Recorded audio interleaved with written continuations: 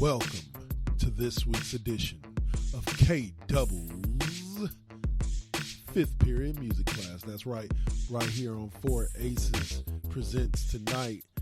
Myself, K Double, will be taking you on a musical journey, something that you can tell your mama about and be proud.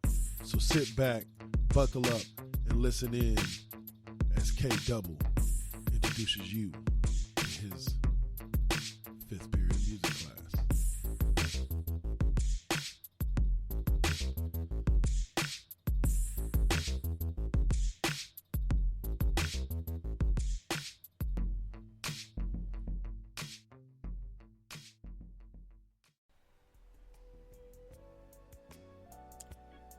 The following Four Aces production is for mature audiences only. Listener discretion is highly advised.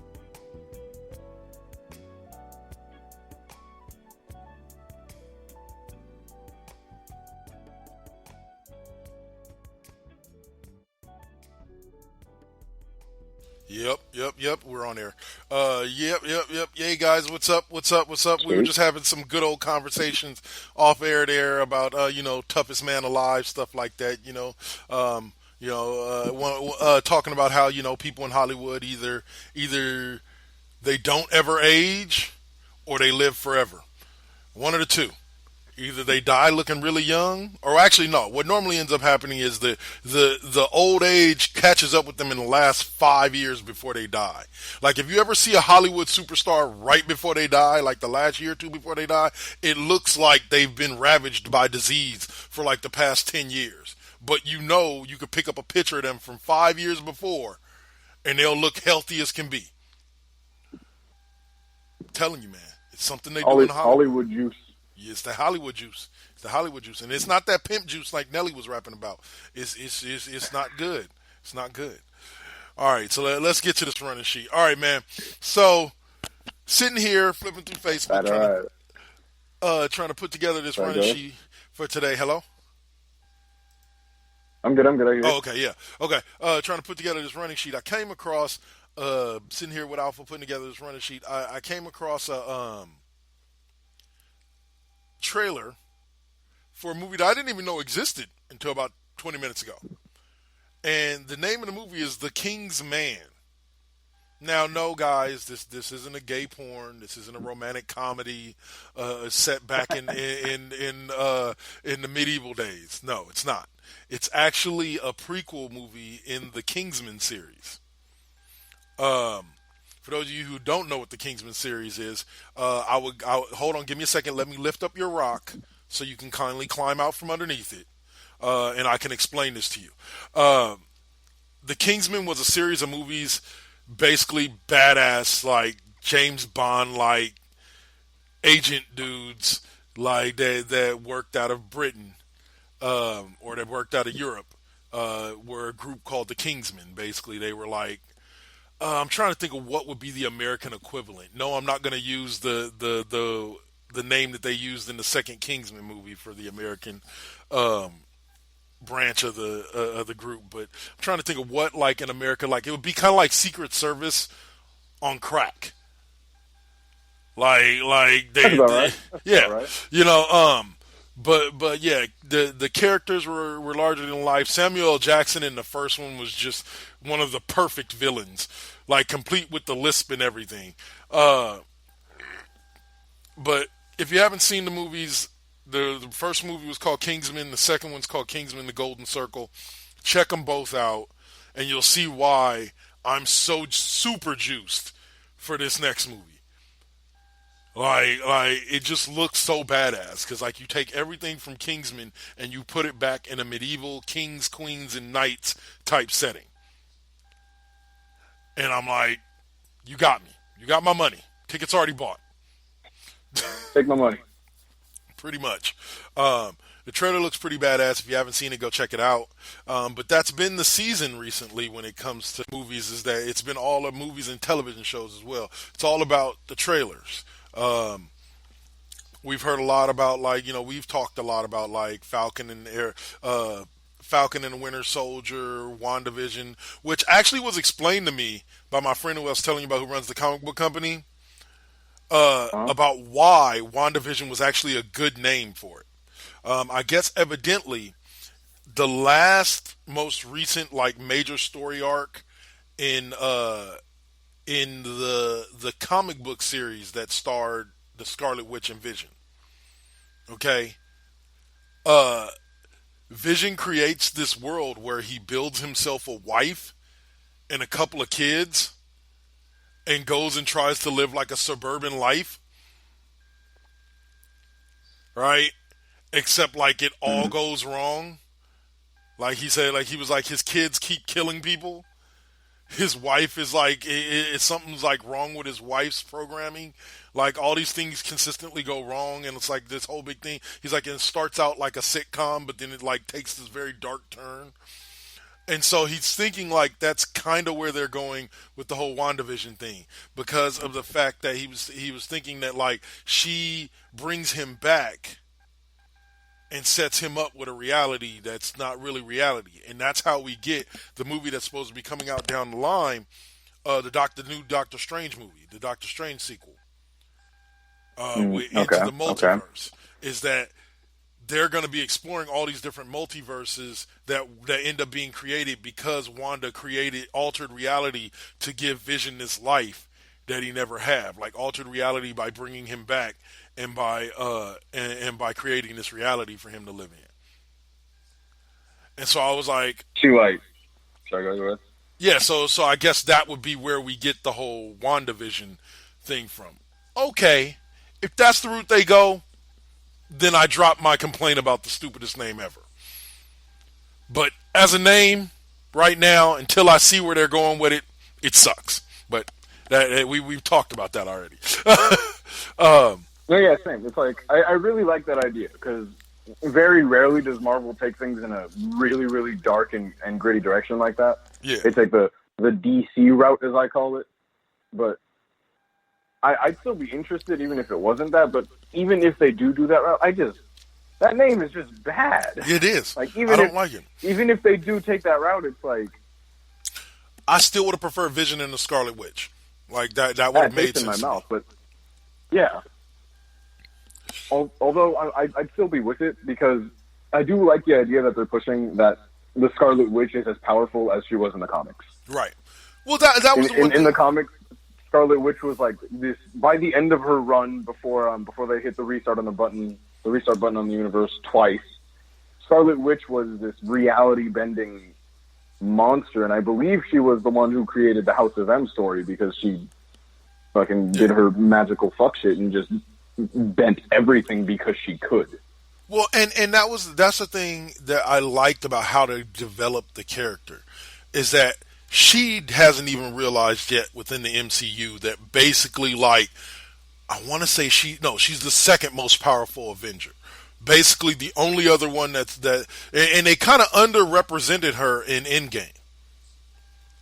Like, because she's powerful enough to defeat Thanos. She always has been. You know what I'm saying? She's powerful enough to defeat Thanos even with the gauntlet. Even with the gauntlet. That's right. That's the only place where I feel they underrepresented her. Is I'm like, wait a minute. Like, that whole scene with her when she's like, you took everything from me, and Thanos is like, I don't even know who you are. Like, that was their moment to show how truly powerful she is. You know, and at that point, she should have fucking crushed him like a Coke can, dude. Pretty much. Like, I after the movie, like, I don't know if I said this yet, but I'm not too big of a fan of Captain Marvel. I'm really not. Yeah. I don't like the way that she was put up. I don't like the way she was written. I don't like Brie Larson. Just a number of things, and like it really ruined one of my favorite female superheroes. Okay. But in my opinion, they should not have put in that much focus on Captain Marvel, and should have given all of that focus to Scarlet Witch. Yeah. Because not even for the sole reason that I just don't like it, but for the sole reason that Scarlet Witch is incredibly underrepresented, and her only big arc that she was given was, that she was in love with Vision. Yeah. And in the comics, she was this utter force to be reckoned with. Yep. And that's exactly it. It's just like, those two women, like okay, the Captain Marvel thing. I'm not a huge fan of Brie Larson, but I don't hate her. I thought the movie itself was well written and well done in the sense that it was supposed to be a girl power movie. Like, it was completely supposed to be about girl power.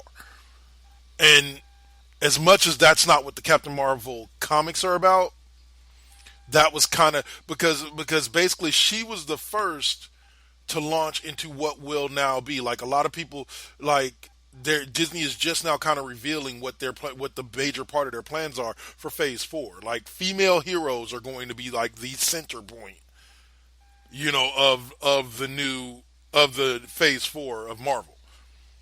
You know, like, a lot of what they're going to do, storyline wise, etc., is going to focus around female superheroes. And originally, so basically, you know how we're lining up everything for so-and-so is supposed to be so-and-so. Well, Captain Marvel is basically supposed to be the new Captain America.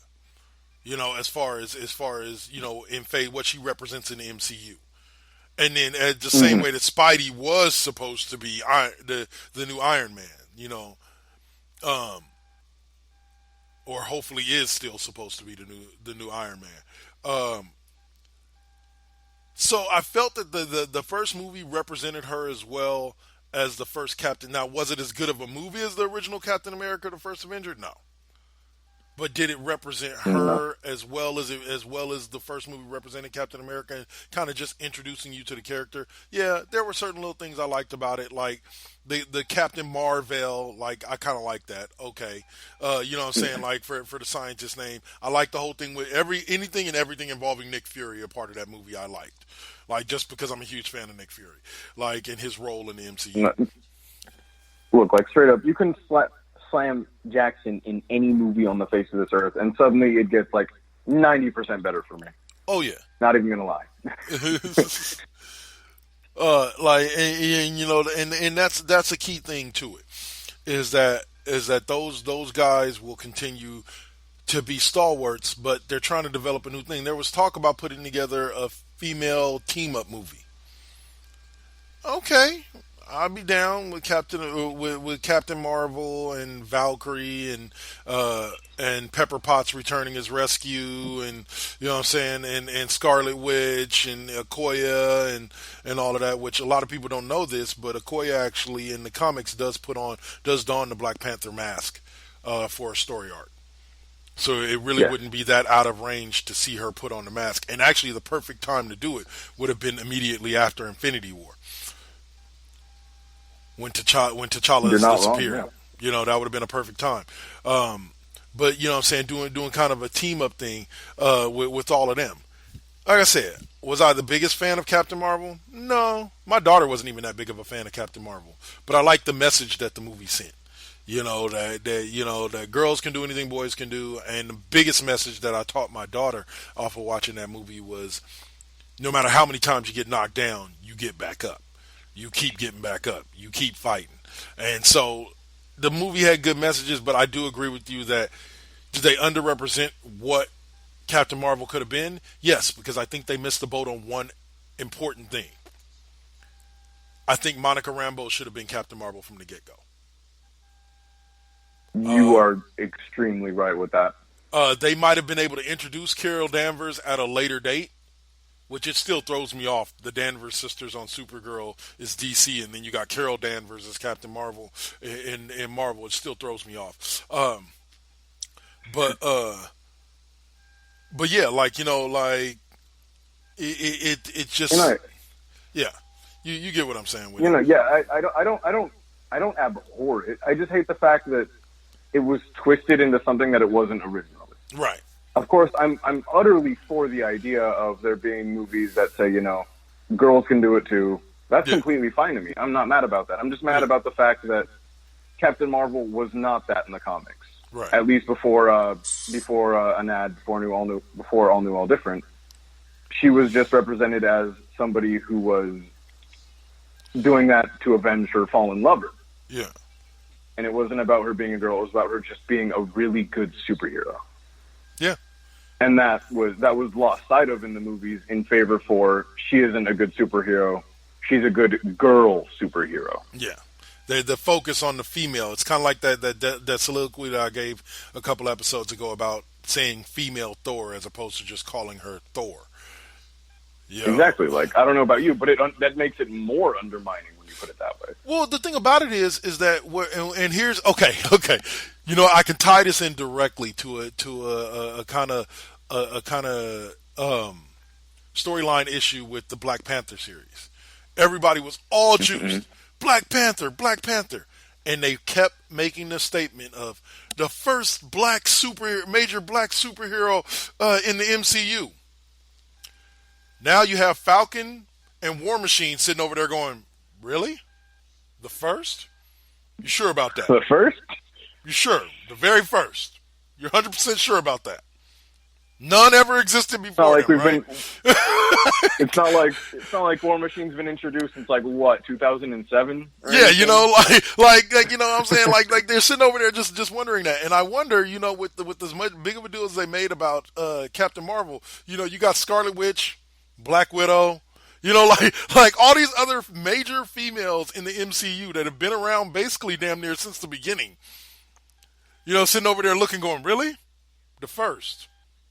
First, huh? Are you sure about that? You sure? You're 100% sure about that? They're looking down in their pants like, first, okay. All right. I get first. You. See how it is. You know, and it is a complete disrespect to the many, you know, female characters that were represented before them, you know, before that particular person. Yes, she's one of the first can't even say the first with powers because Scarlet Witch was introduced. Even though, by the way, just to shout out to Marvel and how they write their movies, the scene with Scarlet Witch and Hawkeye in Age of Ultron, where he sits there and he's talking to her and he's like, look, do what the hell you got to do. You want to stay here? Stay here. I'll send your brother for you. You know what I'm saying? You want to do something, but know something. You get up, you walk out that door, and you choose to fight. You're an Avenger. You fight till the death. You know what I'm saying? Like that, and then the scene with Captain America where he gives the speech, the walk it off speech. That is one. It still sends chills down my spine to this day when I watch Age of Ultron. When he's like, "Look, shit's bleak. You know, we probably all ain't making it out of this motherfucker. You know, so." Fuck it, let's go out with a bang. You know, basically is what he says. Like the direct quote is, you know, if they hurt you, hurt them back. If they kill you, walk it off. You know, it's like tell them, Cap. And it's honestly, it's like it's true to everything Chris Evans' Captain America was. Yep. It was nothing about material. It was all about heart. Yep. Got to get it done. Or as they said in another one of my favorite movies, since we're kind of quoting movies there, have you ever seen The Replacements with Keanu Reeves? I have not. You should check that movie out. Just a recommendation to you and all the listeners out there. The Replacements, excellent movie. Absolutely. But there's a scene in it. Basically, what The Replacements is about is it's loosely based off the, I believe it was 1986 NFL strike. Okay? And basically, it's loosely based off the Washington Redskins, who used a bunch of basically scrappy backup players to end up making the playoffs that year, which is something they hadn't done in years. And I believe they actually went on to win the Super Bowl that year with Doug Williams as their quarterback. But it's loosely based off of that. But there's a scene in it where the original NFL player has come back, right? And so Shane Falco, who is Keanu Reeves' character, gets kind of tossed to the side, right? And they're playing in this game to make it into the playoffs, and the NFL quarterback is out there with all the rest of the scabs, and he's just like fucking up. He's yelling at people and doing stupid shit and blaming everything on them and all the rest of the shit, right? And so they're going back to the locker room, and Jimmy McGinty is the name of the head coach in the movie. Forget the name of the actor who plays him, but he's walking back to the locker room, and the lady's like, what does this team need to do in order to come back in the second half? And he looks into the camera and he goes, heart. And she goes, but what specifically, like, do they need to do, like, on the field? He's like, heart. They just need they need to dig deep for heart. And it's basically, if you watch the movie, it's a direct message to Keanu Reeves, because he tells Keanu Reeves a little earlier in the movie. He's like, what does Keanu Reeves asks him, like, what does Martell, who's the NFL quarterback, he's like, what does he have that I don't have? Or no, he goes, what does he have that I don't have? He goes, he's got this skill, that skill, and this skill. He goes, but I'll tell you one thing that you have that he doesn't. And he's like, what? He's like, you have what it takes to win. You have heart. And so it's kind of a sign to him, like, we need you. Like, you know what I'm saying? But basically, like you were talking about Captain America, that's that kind of guy. That's that kind of thing. That guy that's got that grit, that's got that heart. Captain America may not have always been the biggest or the strongest guy in the fight, i.e. the end of Endgame. If you guys haven't seen it by now, sorry you've lived under a rock for this long.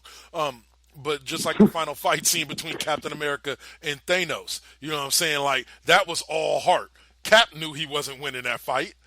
Cap, but did he give up? But exactly. But did he stop? Oh no, Cap wasn't gonna stop. Cap's that dude that not.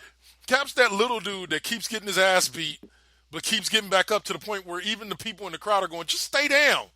Come on, dude, just know. We're tired of watching you get your ass beat. It's that scene from The Simpsons, the stop, he's already dead. Yeah. It's so like, but that is Cap. Like that's why I love that scene. That's why that scene when you hear fucking Falcon come in over the radio and he's like, Cap, on your left. That's why that scene makes me cry, because it's just like, it's just so beautiful. Oh man. Like real talk. Like, I've seen the Endgame like 5 times, and every single time when it gets to that scene, I cry. Like, I shed a tear, because it's such an emotional scene. Because you know, if that call had never came, Cap was about to die on that battlefield. Cap was not done. You know, he was ready to fight. All right, fuck it. He had just adjusted his shield that was all broken and shattered, and he was ready to go back in for round 52. That's one thing I love about the Captain America character. Nothing represented that better than Civil War, in my opinion. Like, yeah. Although Endgame really showed that grit and everything, nothing really showed the fact that Captain America is fully based in that hardy, gritty, American way sort of nature. Nothing encapsulated that more than Civil War. Just because that's purely what he represented in that movie. Just this anti-establishment, I'm the hero with no rules sort of thing. And it was an emotional joyride. I loved it. If you haven't gone back and seen Civil War, do it. If not for that, at very least for the airport fight scene. Oh yes. Yes. Me and my mom were talking about it the other day. She was like, so I was on the phone and like, my cousin had asked her what was her favorite fight in all of Marvel, and she was like, "What's yours? You know, what do you think?" And I was like, without a single doubt in my mind, the airport fight scene. Mm-hmm. Like that point in time where they just started running at each other, and the music starts to pick up. I swear, like. I feel my heart exploding. I felt my heart exploding in the theater, dude. I love that scene with a passion. And then when Paul Rudd hits anti-Ant-Man and just goes Giant Man instead. Yeah. Oh, bro. No, my favorite fight scene between two characters is a tie. Black Panther versus Captain America, Black Panther versus Winter Soldier. Those are two of the baddest fight scenes in all of the MCU. At least to me. Oh, yeah. You know what I'm saying? And then, man, and what's funny is the fight scenes between Black Panther and Winter Soldier, there's multiple of them for you to choose from. You know, there's the one when Black Panther is in the suit and he's fighting Winter Soldier, and Bucky's in his whole Winter Soldier garb. And then there's the scene when they bring him back to the thing, and Bucky's beating the shit out of every SHIELD agent known to man. You know, in the cafeteria at their headquarters, and T'Challa comes in and fights him right there. That fight scene was even sick. So I'm just absolutely. No, the fight with Captain America was just like. Nobody's hitting anything because they're fucking running circles around each other. Yep. It's perfect. But as a final note about that movie, though, it's like nothing, as much as I love that movie, nothing will ever beat the moment when Spider-Man catches Bucky's hand and he's like, "You have a metal arm? That's so dope!" And Bucky just was fucking flabbergasted that this 11-year-old just caught a full force fucking vibranium punch. Yep. Oh man, kind of shows you the strength of Spider-Man. Yesterday on FX, they had a Marvel movie marathon, right? And this is the worst thing that they could have done, to me at least. They showed Amazing Spider-Man 1, Amazing Spider-Man 2, and then Homecoming back to back to back. Yikes. You just saw how much better of a movie Homecoming was. Like, I hate to say it, like, as good as Amazing Spider-Man 1 and 2 was, Andrew Garfield. I think Sony has an issue with Spider-Man the same way DC has an issue with casting actors for Batman. Very rarely does the guy fit the role in and out the suit. Okay? Michael Keaton. Someone can be a good Bruce Wayne, but not a good Batman. Right. Or there'll be a great Batman and a horrible Bruce Wayne. You know what I'm saying? Like Christian Bale. Loved him to death, but his Batman was not, his Bruce Wayne was not up to par. Loved him in the suit, hated him out of the suit. Okay? For me, Ben Affleck was the opposite. Yeah. Ben Affleck was a very good Batman, but his Bruce Wayne was just so fucking stale and dry. And here's the thing about it. The only thing I hated about Ben Affleck in the suit was, and I've used this joke 50 million times, so if you listen to the Raw Impact Unleashed, you've heard me say this a bunch of times. Batman should not look like he just got done doing a 20-year bid at Gotham State Penitentiary. And that's what I felt he looked like in the suit. Like he was just too yacked. You know what I'm saying? Like, I was just like, okay, I get it. Batman's supposed to be big, but even in Batman the Animated Series, even though his upper torso is big, he's a lean guy. He's not very thick. You know what I'm saying? Like, I'm like, that just didn't look right to me in the suit. But I do give credit. Roided.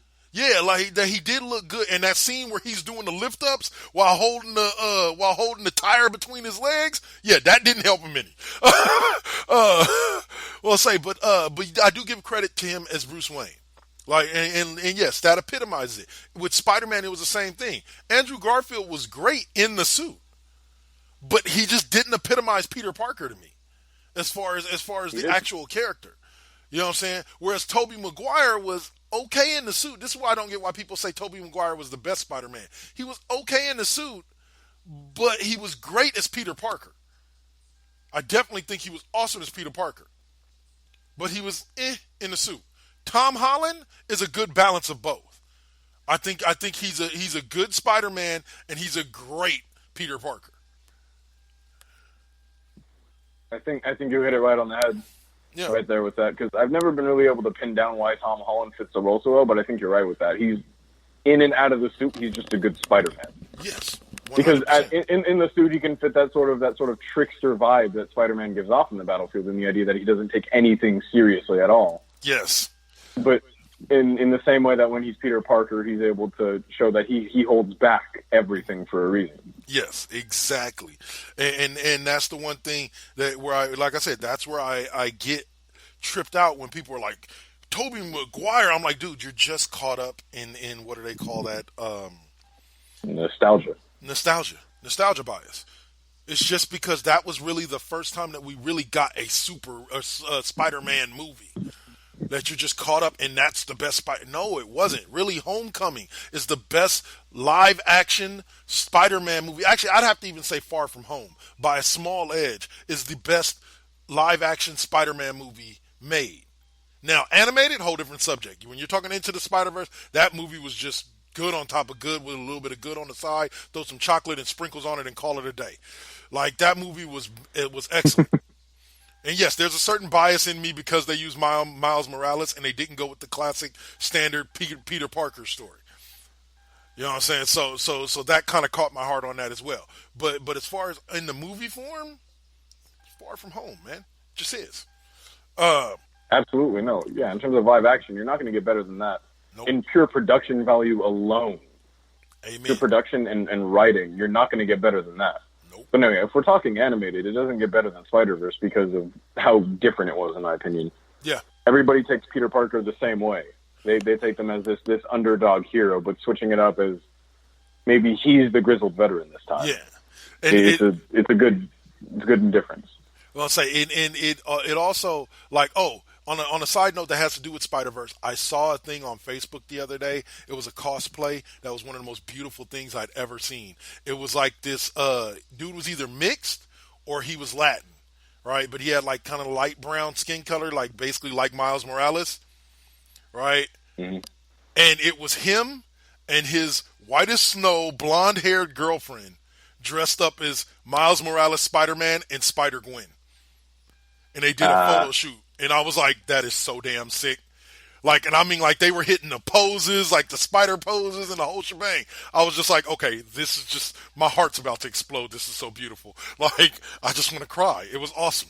But I think that's adorable. It was. And yeah, like the representations of, they even threw in Spider-Pig. That was awesome. You know, in Spider-Verse. Like, that was just super awesome. They brought in the Spider-Man Noir. Like, that was awesome. Like, Into the Spider-Verse is, if you have to go overall movie, I would say Spider-Verse over Far From Home. But if we're gonna separate it into animated and live action, Far From Home is the best live action. Into the Spider-Verse is the best animated. Period. Absolutely. Okay, so let's kind of move on from that real quick. The Mandalorian, new show going to be on Disney Plus in the next year or so. Once Disney Plus launches in a couple of months here, looks amazing. Like, no, I've been screaming for a Boba Fett or Jango Fett-esque movie for years, and you know what? If this is the closest I'm going to get, I'm happy. I'll take it. You give me my bi-weekly exports of the bounty hunters. I'm down for it. Like, just point blank and simple. Like, you know what? If this is it, then fuck it. I'm good with this. I'll take it. Say no more. I'm happy. People can complain about the Disney-Fox merger and about Disney buying up all these IPs like Star Wars, etc. But I'm sorry, it works.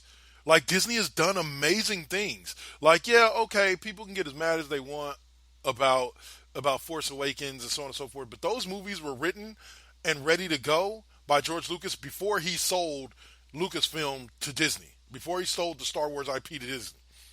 So those movies were going to be made regardless of whether or not Disney bought out the company. Now, a lot of the other movies we gotten, Rogue One, Solo, which were both really excellent movies, have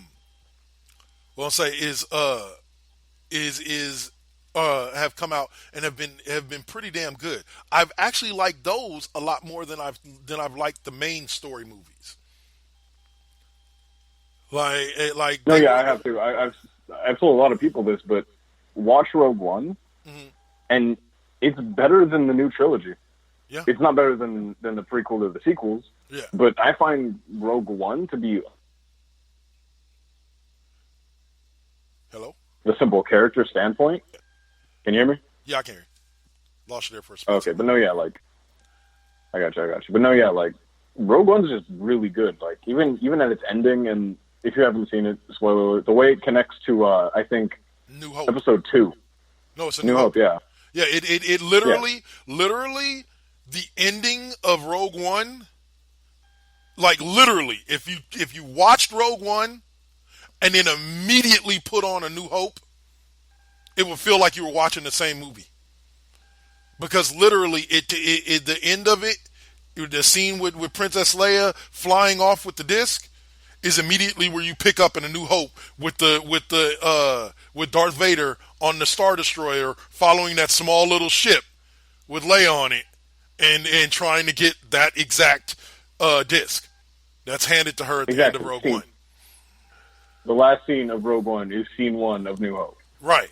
And so like, when I first saw that, my mom like freaked the fuck out, dude. She screamed in the movie theater. Oh yeah. Like, because you see, as soon as you see Leia, it's like it all clicks. It's like, oh, now I must go home and watch A New Hope right now. I must go home and watch A New Hope right now.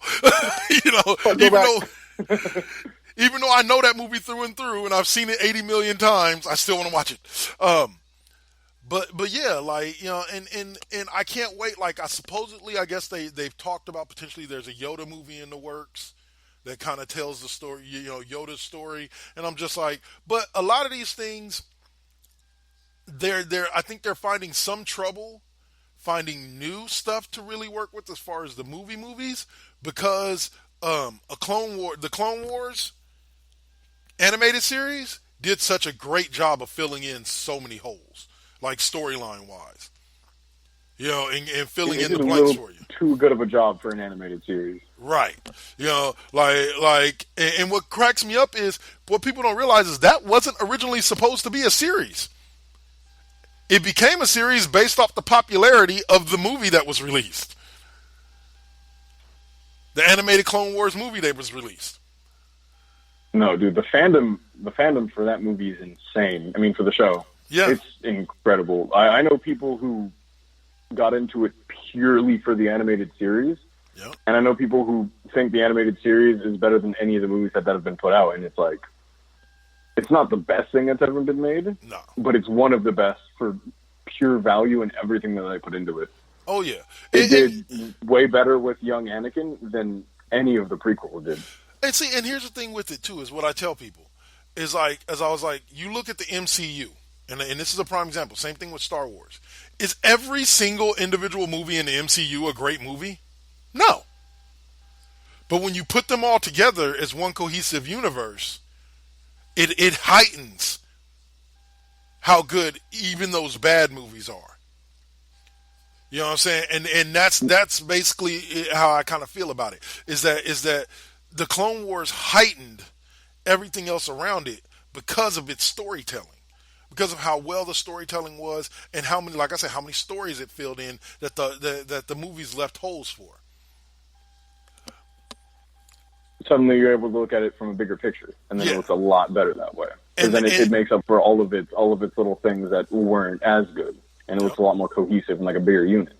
And the animated movie did a damn good job. The animated movie and the games did a damn good job of explaining to you exactly how much of a badass Darth Vader was. Like a lot of people didn't get it after watching the first trilogy. Like, I'm like, no, you don't get it. Like, Darth Vader was the guy. Like, you don't fuck with Vader. like people never understood that. Like no, Vader. Children had nightmares about Darth Vader. Like, Darth Vader was the ultimate villain. He had no empathy. If you everything outside of the main movie seems to really hammer it in how unbelievably fucking powerful he really is. And possibly one of them. Go ahead. Go ahead. No, I was gonna say possibly one of the most powerful Jedi that ever lived. No, yeah, no doubt. Because it's if you've read the comics, or if you've ever been able to play the Force Unleashed video games. Yes, I have. I've played especially one. In the Force Unleashed, like exactly, like in the opening scenes of the game, Vader, like he does a light flick of the wrist, and fucking the Star Destroyer just eats shit and dies. Yep. You see the whole ship just tunnel, and that's it. And you got to kind of sit for a minute, like, oh wait, he's kind of Force Jesus. Yeah. Pretty much. You were the one! You were the one! Oh, one of my favorite scenes in that movie. Like, as horrible as those three movies were compared to, like, some of the other movies, overall, they weren't that bad of a movie. Because I've seen people trash them. And I'm like, well, they weren't that bad. Like, I would watch them again. I enjoyed some of a lot of the scenes in those movies.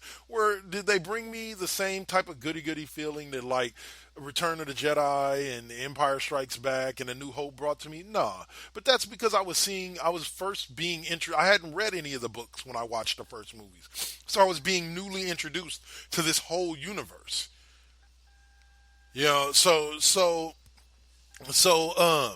So yeah, no, it wasn't, they weren't the best movies, but I have nostalgia glasses on when it comes to those movies. Those are some of my favorites.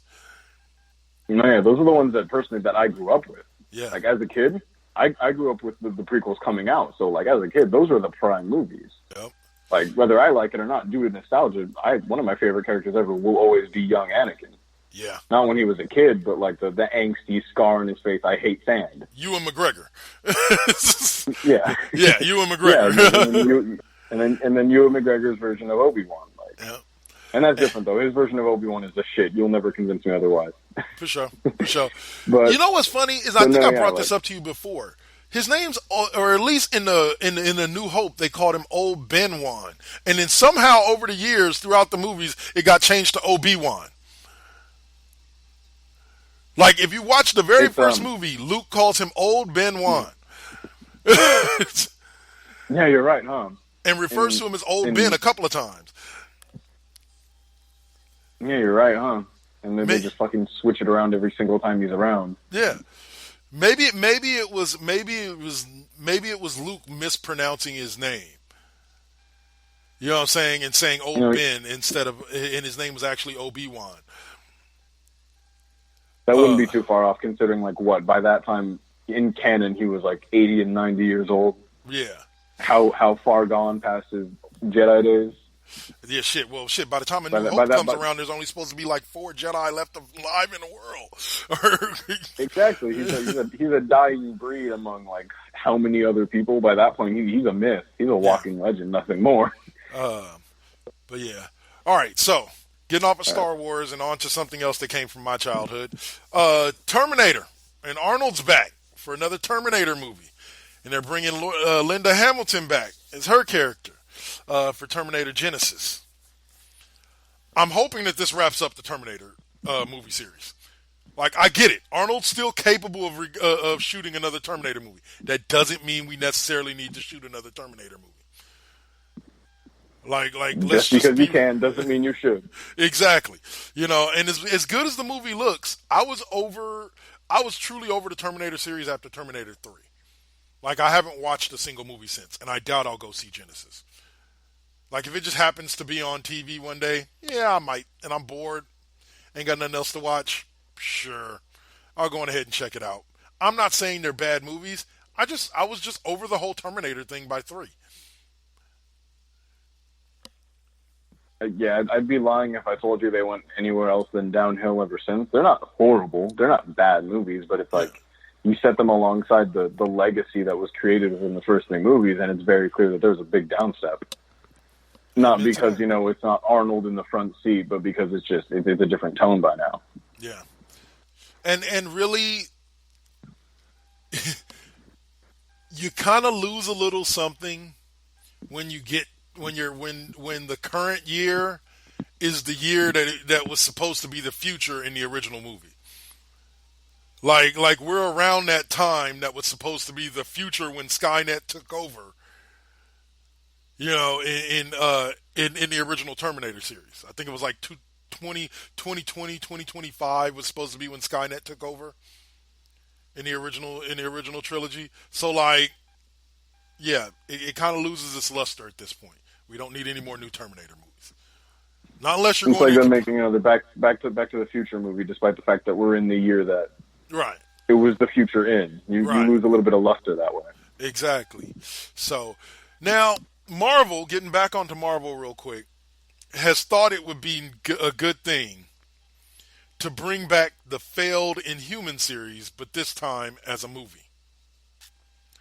Instead of as a TV show, which is what they were originally going to do, which is why we got that eight episode series a while back.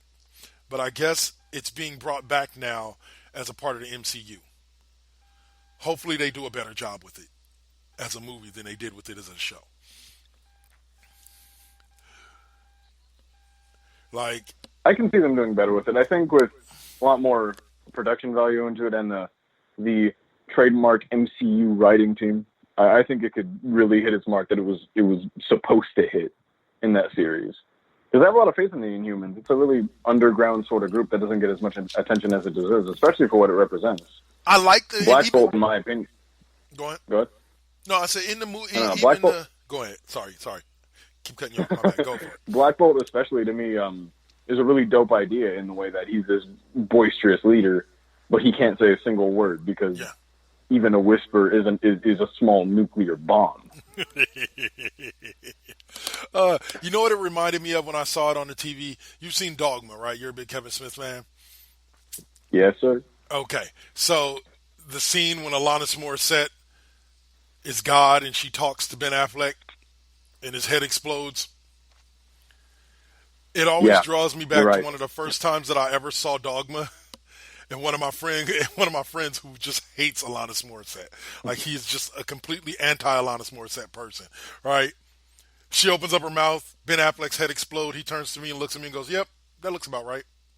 And just goes back to watching the movie, and I was just like, you couldn't leave your Alanis Morissette hate out of this?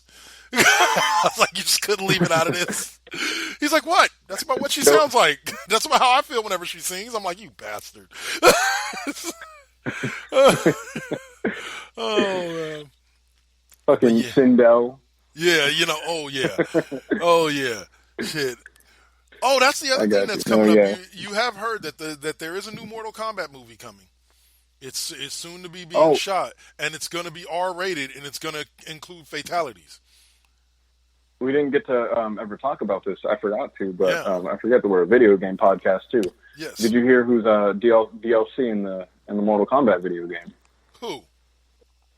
Okay, so we have Spawn. Right. Now we have confirmed Terminator. Oh, hell no. And then now we have the Joker. Nice. Yeah, they did a pretty good job the last time they brought DC characters into the Mortal Kombat universe. So I can roll with that. No, yeah, I quite like it. I'm digging as long as he's similar to his character in Injustice. Yeah, no, the best version is that version of Joker where he's utterly fucking mental. That's it. And I still stand by my point that I made, like I think it was a couple episodes ago, that's the storyline that the DC should have used to kick off its DC cinematic universe. Like, that is definitely the story. Yeah, that would have been the best way to do it with the Injustice universe. Yep. Just because of how raw and graphic it is, it could really set itself apart from what's going on with Marvel. Yep. Yeah. All right, so the last bit of information kind of on this and talking DC is The Rock has begun shooting, finally, the Black Adam movie. And I guess Hawkman is going to be involved in the movie as well. So they're going to be introducing the Hawkman character to the DC Cinematic Universe. Which makes me wonder, are they going to use the same guy that played Hawkman on DC's Legends? Or are they going to pick somebody new? Probably pick somebody new. I'm hoping they use the same guy, because I like that guy. I think he did a really good job. I think just for the physicality of the role, he looks fucking perfect. He's right on mark. But, of course, that's the lowest possible fucking denominator. Yeah, when it comes to... probably the lowest chance of something of it'll happen, but in a perfect world, that's what happens. Yep. And stay tuned with this, folks, because trust me, soon the DC TV shows are coming back, and very, very soon we will be talking some Crisis on Infinite Earths, because that's coming up in, I believe, December. Is when Crisis starts, and it goes through January. So yeah, we're gonna have a lot of talk about Crisis. But congrats to The Rock on beginning shooting Black Adam after all this time. Can't wait to see the movie. Can't wait to see what they're gonna be doing with it. I'm looking forward to finally now, especially with. Oh, by the way, if you haven't heard, have you heard the scores that the Joker movie has gotten? All low, huh? No. Really? You're talking about on IMDb, I got a 9.5 out of 10. Wow. IGN rated it a 10 out of 10. Okay, see, now that has me intrigued to want to go see the movie. Because I didn't think it was going to be that good. Even coming from the trailers, I was like, eh. No, dude. People are saying it's movie of the year. It's an utter masterpiece. And, I wanted to see it from day one, but now I'm only more excited now. Y'all may have just convinced me to spend my money on a $5 Tuesday to go see it. That's what I'm saying, dude. No, I saw it and I was like, maybe I need to really invest in this now. Oh yeah. So Joker, Joaquin Phoenix, huh? It sucks though to me. See, once again, this is where I have an issue with them jumping around actors. I guess Jared Leto wasn't good enough as the Joker in Suicide Squad. I liked him. Yeah. I thought it was decent. I thought he played the character well. I think that there's only two ways that you can play the Joker. Sadistic and crazy or classy and crazy. But those are the only two ways that he can be played. And I think Leto went for more of the traditional crazy, like, you know what I'm saying, like drink a cup of cyanide crazy type Joker. You know, as opposed to the classy Joker. I think the only person that could have pulled off classy Joker did pull off classy Joker, and nobody else will ever be able to pull him off the same. Jack Nicholson? Yep. And that's exactly, and see, notice, you knew exactly who I was talking about. You know, Yep. It doesn't get better than Ever Dance with the Devil in a Pale Moonlight. Bro, that is one of the sickest lines in movie history. You know, like, it really is. Like, Jack Nicholson brought, and I've always said this about Jack Nicholson's portrayal of the Joker. Jack Nicholson brought class to a character that didn't necessarily have it. You know, in the comic books, Joker was kind of like all over the place, kind of wild hair. You know, yeah, you go back to the 60s Batman, and that's basically kind of what Jack Nicholson was trying to do when he portrayed the character the way that he portrayed it.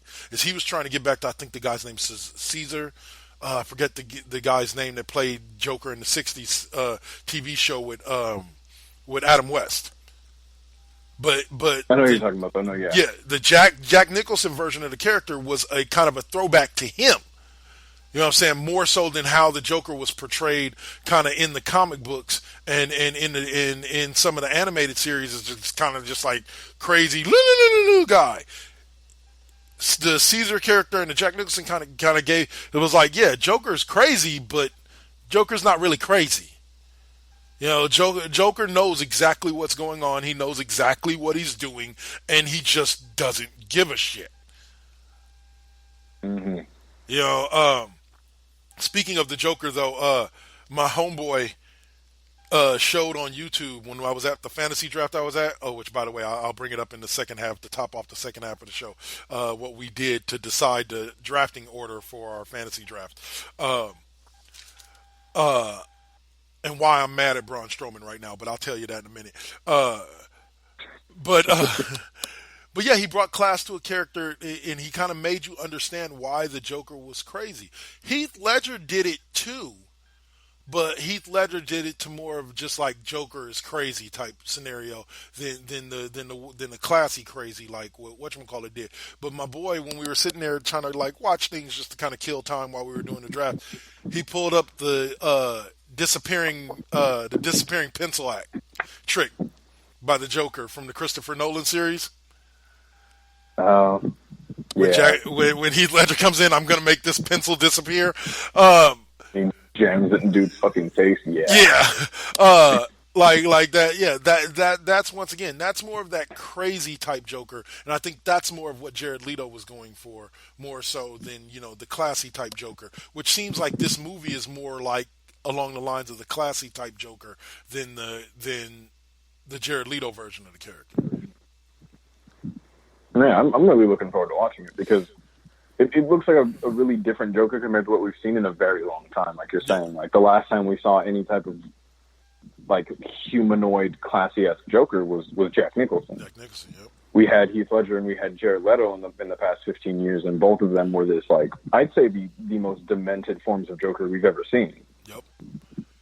And like the most serious, most gritty versions we've seen so far. Whereas like Jack Nicholson and was it Cesar Romero? I think. Yeah, Cesar Romero. That's the name. They had this very like this humanoid, classy Joker that was kind of dorky. You know, Jack Nicholson pulled out the yardstick revolver, and George Romero was in the same series as the anti-shark spray. Right. But then you see Heath Ledger fucking shoving pencils in people's faces. Yeah.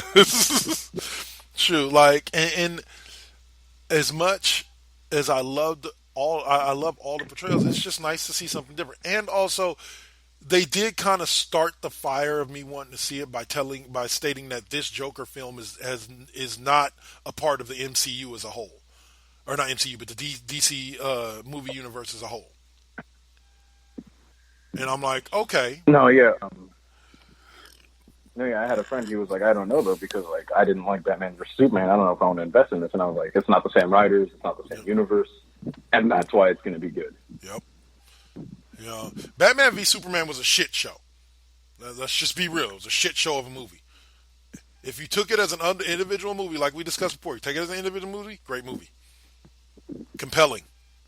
As long as I'm not expecting any type of sequels afterwards or any kind of prequels. Great movie. But if you try to make it a part of a cohesive universe, it's a shit show and a half, just like Justice League. Yep, absolutely. But I do agree with a lot of those people that recently have been saying a lot of the Joker doesn't need a background. The Joker doesn't need a backstory. I agree. Oh, that's what I was going to mention. And it kind of transitions me into that. Which brings me to the third and only used really one time version of the Joker character. Did you ever watch Gotham? Yes. The Gotham? Jerome version of the Joker. Right. Now, not necessarily that version of the Joker specifically, but Gotham played the Joker as more of an idea than an actual person, which is why Jerome and his brother were never called the Joker. Okay? So have you seen what happened to the Joker in the Rebirth story? No. In the Rebirth story, basically Batman gets the Mobius chair. If you don't know what that is, it's the chair that gives you intelligence of all known things in the universe, right? Okay. The first thing he does is he gets in the chair and he's like, all right, who's the Joker? The chair says it, and he's like, no fucking way. I don't believe this. Yeah. And two stories later, after he's off the Mobius chair, it reveals that he's at the Bat computer, and he's looking up at it, and it says that there was never one Joker. There was always 3 different people that were the Joker. Really? And that's what I think that's what they did with Gotham in the way that Joker isn't one person. He was always an idea. He was an alias, like 007. Right. Pretty much anybody could be the Joker. Like anybody that had on the makeup and did anybody could be the Joker. And I liked that theory best of all. The reason why is because then it would make sense why Batman kept getting rid of Jokers, but there was always another Joker always came back.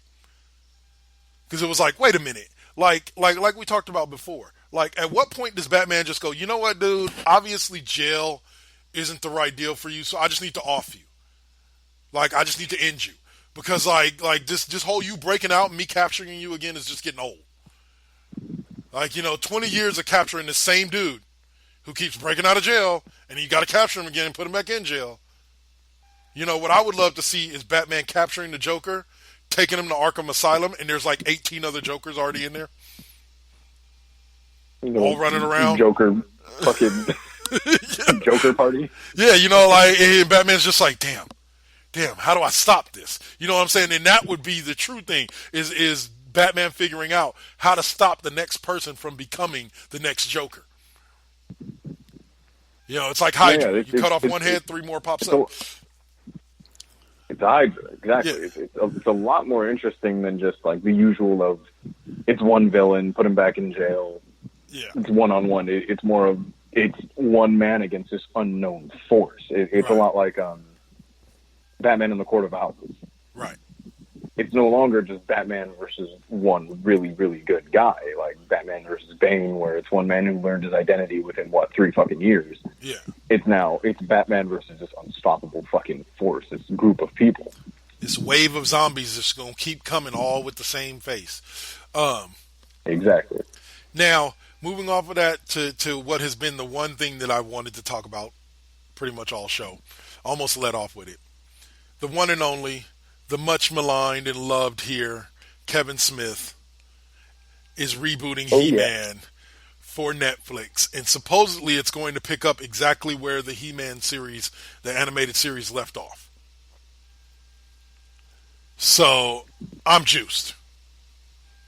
I'm juiced. Yes. I'm shaking. I'm juiced so much right now. So, go on with your bad self. If it were anybody else, if it were any other corporation or any other publisher, I would be worried. I would be legitimately worried. But with the Kevin Smith name stamped on it, I'm not even a little bit worried. I am beyond glad because I know for a fact that he's going to do what he does, and he's going to take it and he's going to make it fucking perfect. Yep. Amen to that. Amen to that. Like, Kevin Smith, you are a god when it comes to comic book stuff. Even though there's a lot of people that don't feel like that out there, but I do. I do. I think the man is a god when it comes to comic book stuff. Like I told you, if I could reboot the entire company for the DCEU, he would be my main head writer for all of the movies. He would be my Dude Kevin literally Feige. named his firstborn daughter Harley Quinn. That's just so awesome. You look me in the eyes and you tell me that man is not purely dedicated to this. You know? Sure. Nice. All right. So, now we get to the one final thing to close out this segment that has been almost 45 minutes to an hour now of the show. I recently went to my fantasy draft this weekend, so I came up with the idea of us doing a segment where we choose 5 IPs, comic book IPs, to be able to utilize to start a comic book company, comic book / movie company. We each chose 5. I'm going to let him go first because I'm typing out my 5, and then I'll kind of give you my explanation for which 5 I would use to start a comic book company with. So I turn it over to you, Mr. Alpha. And no more. I'm already prepared. Straight off the bat, I've heard rumblings that they might be doing their own thing, but right away, just in case, the Thunderbolts. If you haven't heard of the Thunderbolts, I like to refer to them as like Marvel's version of the Suicide Squad. But it's only comparable in the way that it's always just this ragtag group of anti-heroes who have like no meaning, but absolutely have the best scripting and some of the most compelling stories. Like my favorite iteration of the Thunderbolts is Agent Venom, Punisher, Elektra, Deadpool, and Red Hulk. Nice. And it's a weird group of people, but it plays really well. There's another team where it's purely villains. It's led by Penance, who's this off character from the Civil War story. And then there's another one where they're led villains, and it's led by Luke Cage, and like Spider-Man and Wolverine were a part of it.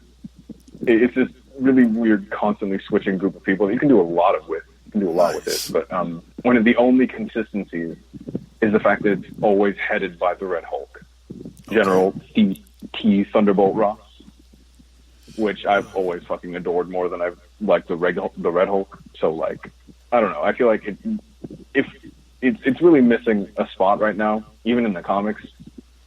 I'm focusing on more of a wholesome thing, and I think bringing in the Thunderbolts would be fucking awesome because it brings in a lot of underground superheroes that you don't see very often getting a lot of limelight. Hell yeah! All right. And then straight off of that, the X-Force. All right. Again, if you don't know what the X-Force is, do yourself a big favor and check it out. The best version of the X-Force it's basically the X-Men, but with more Deadpool. Yeah. that was basically kind of what they were creating in Deadpool 2. Like, that was supposed to be like not necessarily a direct X-Force, but like that was supposed to be an X-Force like team is what they were putting together with Cable and Domino and Peter. Random Deadpool. Exactly. But anyway, yeah. Exactly. No, the X-Force is always really fucking good. Yeah. But the best version has Deadpool, Psylocke, Wolverine, and like 2 other people, and it's fucking hilarious for the pure reason that you see Deadpool collide with everybody constantly.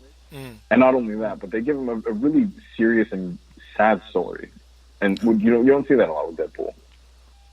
But it's like the X-Men, but if it was taken in a more gritty setting, and I've always loved it, not only for that, but for the look. You see Deadpool don pure white and black, and you see Wolverine pure black suit, and it's really badass.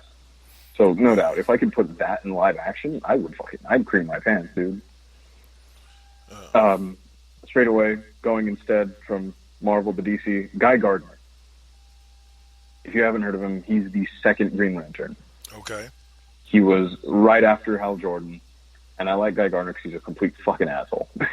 Yeah. He's like this. He's this like purely American, militaristic, brawly, fucking evil white guy that was just this brash man compared to like the funny, comical chillness of Hal Jordan. And Yeah. I've always liked Guy Gardner because at one point he wasn't a Green Lantern anymore. And he had a Red Lantern ring. And that transitioned from him being the leader of the Red Lanterns instead of Atrocitus. Yeah. And that led to him being this mentor to Supergirl when she had a red ring. Ah. So Guy Gardner, I would love to see him in live action, or if I could just put a lot more focus on him, because you see Jon Stewart, you see Hal Jordan, those are the mainline guys for the Green Lantern rings, right? Or for that whole universe. Yeah. You even see people like Kyle Rayner get more attention than him. But for the fact that Guy Gardner went from being this really dorky, just explosive American symbol to being this very down-to-earth mentor to Supergirl, and it's a really cool transformation and arc that I want to see put into more series, more focus on. All right. Straight away, I'm biased. The Red Hood. The Red Hood is my personal favorite superhero. Number one, absolutely. Recently, we get the animated Under the Red Hood movie, right? But even then, he has his own section of the Red Hood and the Outlaw stories. He has his own stories with each member of the Bat family. Every time it's a big focus, and he's basically like the Ninja Turtles, he's like the Raphael. He's just this angry red-clad jerk among them. And it's always fun to see because, he's always had this, the darker side, because people don't consider the fact that, he sort of died in comics. Like, he was beat to death by the Joker in very, very graphic fashion. Yeah. And so, if I could put more focus on that and make that one of the heads of an IP, I absolutely would. And I can't help myself. Going back to Marvel, there's all this focus on Thor now. There's all this focus on Lady Thor. But where's the love for Beta Ray Bill? Yeah. Where is that love? Exactly. You don't see Beta Ray Bill very often. There was a nod to him in Ragnarok. When they're going towards the Grandmaster, they're going towards his big monolithic building. You see Beta Ray Bill's head is carved into the side of the building. Yeah. And if I could get a whole fucking story about that, I would be ecstatic. Because Beta Ray Bill is a lot different when you look at all the other Hammer users. You have Jane Foster Thor, you have OG Thor, you have Thunderstrike, but Beta Ray Bill hasn't been seen in a very long time. And having an IP of someone who wasn't even supposed to hold the hammer, I think that'd be interesting. Yeah. So for my IP, no doubt, as a team, it's definitely the Thunderbolts first, then the X-Force, and then Guy Gardner, Red Hood, and Beta Ray Bill. All right, there you go. So my man just laid out for you why his comic book companies would be one of the best out there. I'm kind of classic. I went with a bunch of individual guys instead of any particular teams. Thor, God of Thunder. You can use Jane Foster Thor. You can use Odinson. You can even use Captain America because he's on the list too. If you want to combine two characters and use him and let's do that. But Thor is one comic book series and movie series I would pick up. Iron Man. I know Iron Man is technically dead in the MCU and all that good stuff there, and I know Tony Stark isn't Iron Man anymore, but the character Iron Man still exists. So therefore, I would take that character and do a lot of interesting things with them. There's a lot of interesting places that you can go. Like you said, you said that the Ironheart series kind of felt like shoehorn. You can do a different series where you have Tony Stark kind of do an old Batman type thing. Remember how in what was that called? Batman animated series. How it was old Batman teaching Terry how to be Batman. Or no, yeah, Batman Beyond. Sorry, yeah, that was Batman Beyond. I just knew it was animated. That's what stuck in my head. But Batman Beyond, you can kind of do something like that, where it's an old and gray Tony Stark mentoring black, Latin, white, whatever race you want to make the kid. You know what I'm saying? And kind of teaching him how, and the kid starts out as a teenager, and by the time he's 18, he's kind of the new Iron Man. Okay, you can kind of do something like that. Captain America, same thing. You just keep passing around the shield. to different characters within the universe. You can introduce a new character. You can introduce this Captain America and the new Captain America at the same time. Just introduce one as an individual character, introduce the other as Captain America. So you're going to kind of get a thing where, just like we talked about with the Joker, Thor, Iron Man, and Captain America become titles more than they become characters. Do you feel what I'm saying? I get that. It's more of an idea, less of a specific character. Right, and so you can get, and then you would bring in as well. See, almost all the characters that I chose, with an exception for my final one, have that aspect to them. Black Panther, same thing. You can develop, you can pass that mantle along to different characters and keep the comic book going infinitesimally, or basically infinitely. Okay, and same thing with Thor, Iron Man, Captain America. The reason why I chose those characters is because you can keep those characters going forever, because you can always just put a new person behind the mask, or behind the shield. So those 4 characters, that's why I chose them, is because they can literally go on forever. Okay, the last one is just because this guy, there's only one other character that even comes close to him as an individual character in my particular eyes, and that's Lobo. And yes, they've actually done a comic book where these 2 gentlemen have fought before, and it's actually a really good comic book if you want to go check it out. But it was during the DC Marvel crossover. Wolverine has always been, and I'm talking about pre-Hugh Jackman playing Wolverine. Wolverine has always been and will always be my favorite Marvel character. He's number 1 on my list. Because to me, he has the best superpowers. Super speed, super healing, and then when they added the antimanium to his bones' ability to create those claws, they made him virtually unstoppable. You literally have to get rid of Wolverine the same way you would a vampire. You stick him through the heart, and then you have to take his body out and burn it. Then you have to take the ashes and spread them out. Because if you don't, his healing will bring him back together, and within a day or 2, he will be back alive. So that's why Wolverine. Exactly. Wolverine. Never forget the time that Wolverine fought Satan and was reduced to nothing but skeleton and eyeballs. Yep. And came back in a millisecond. Yep. No, that's a good one, because in my opinion, Wolverine has always been kind of the rock of Marvel's everything. Yep. If you look around, you'll see that Wolverine has kind of done everything. He's been an Avenger. He's been in the Thunderbolts. Yep. He's been the biggest star of the X-Men since day one. Yep. Everything that has ever been Marvel has been touched on by Wolverine. Yep. He's been everywhere, and for good reason.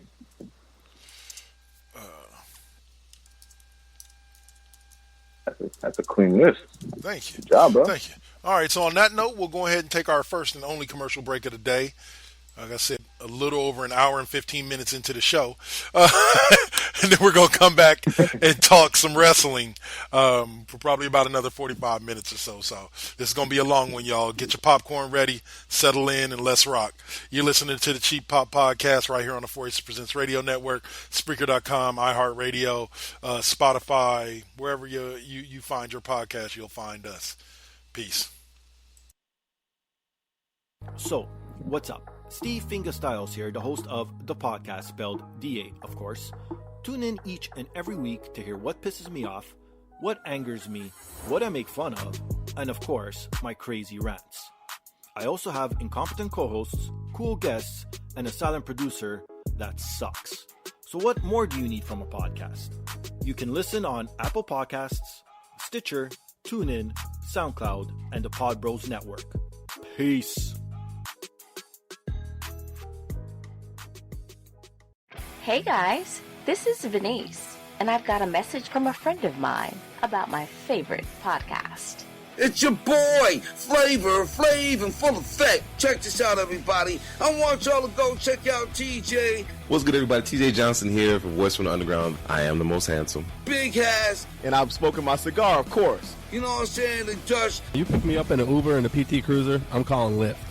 Because they be fighting the power, talking about social issues, politics, you know what I'm saying? And we're not even that good. Right, we're terrible. Terrible. Tangents all over the place. And not only that, but they be keeping it fun with the sports, music, comics, and movies too. Am I allowed to talk? I think no, not right now. Shut up, colonizer!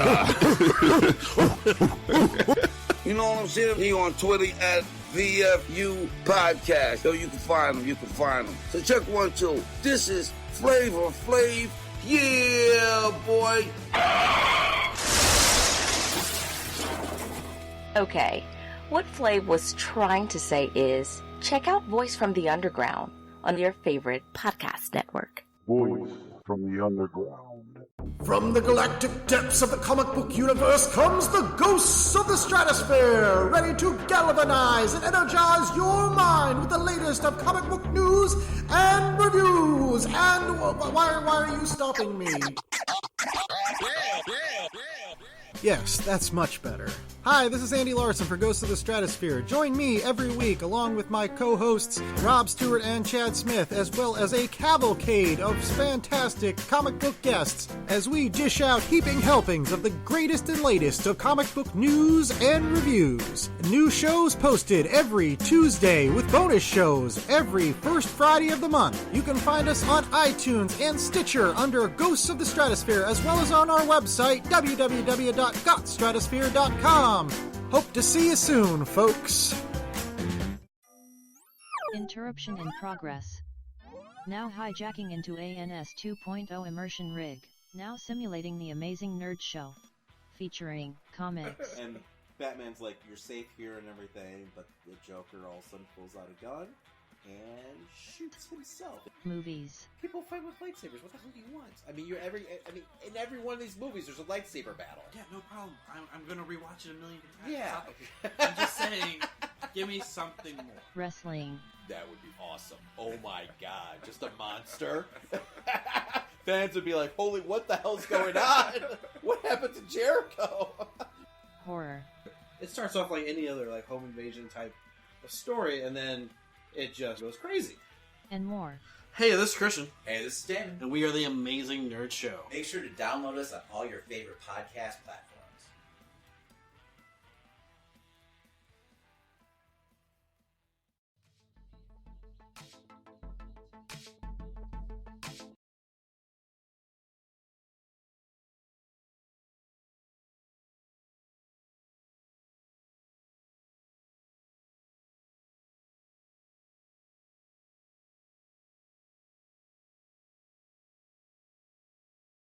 And we are back.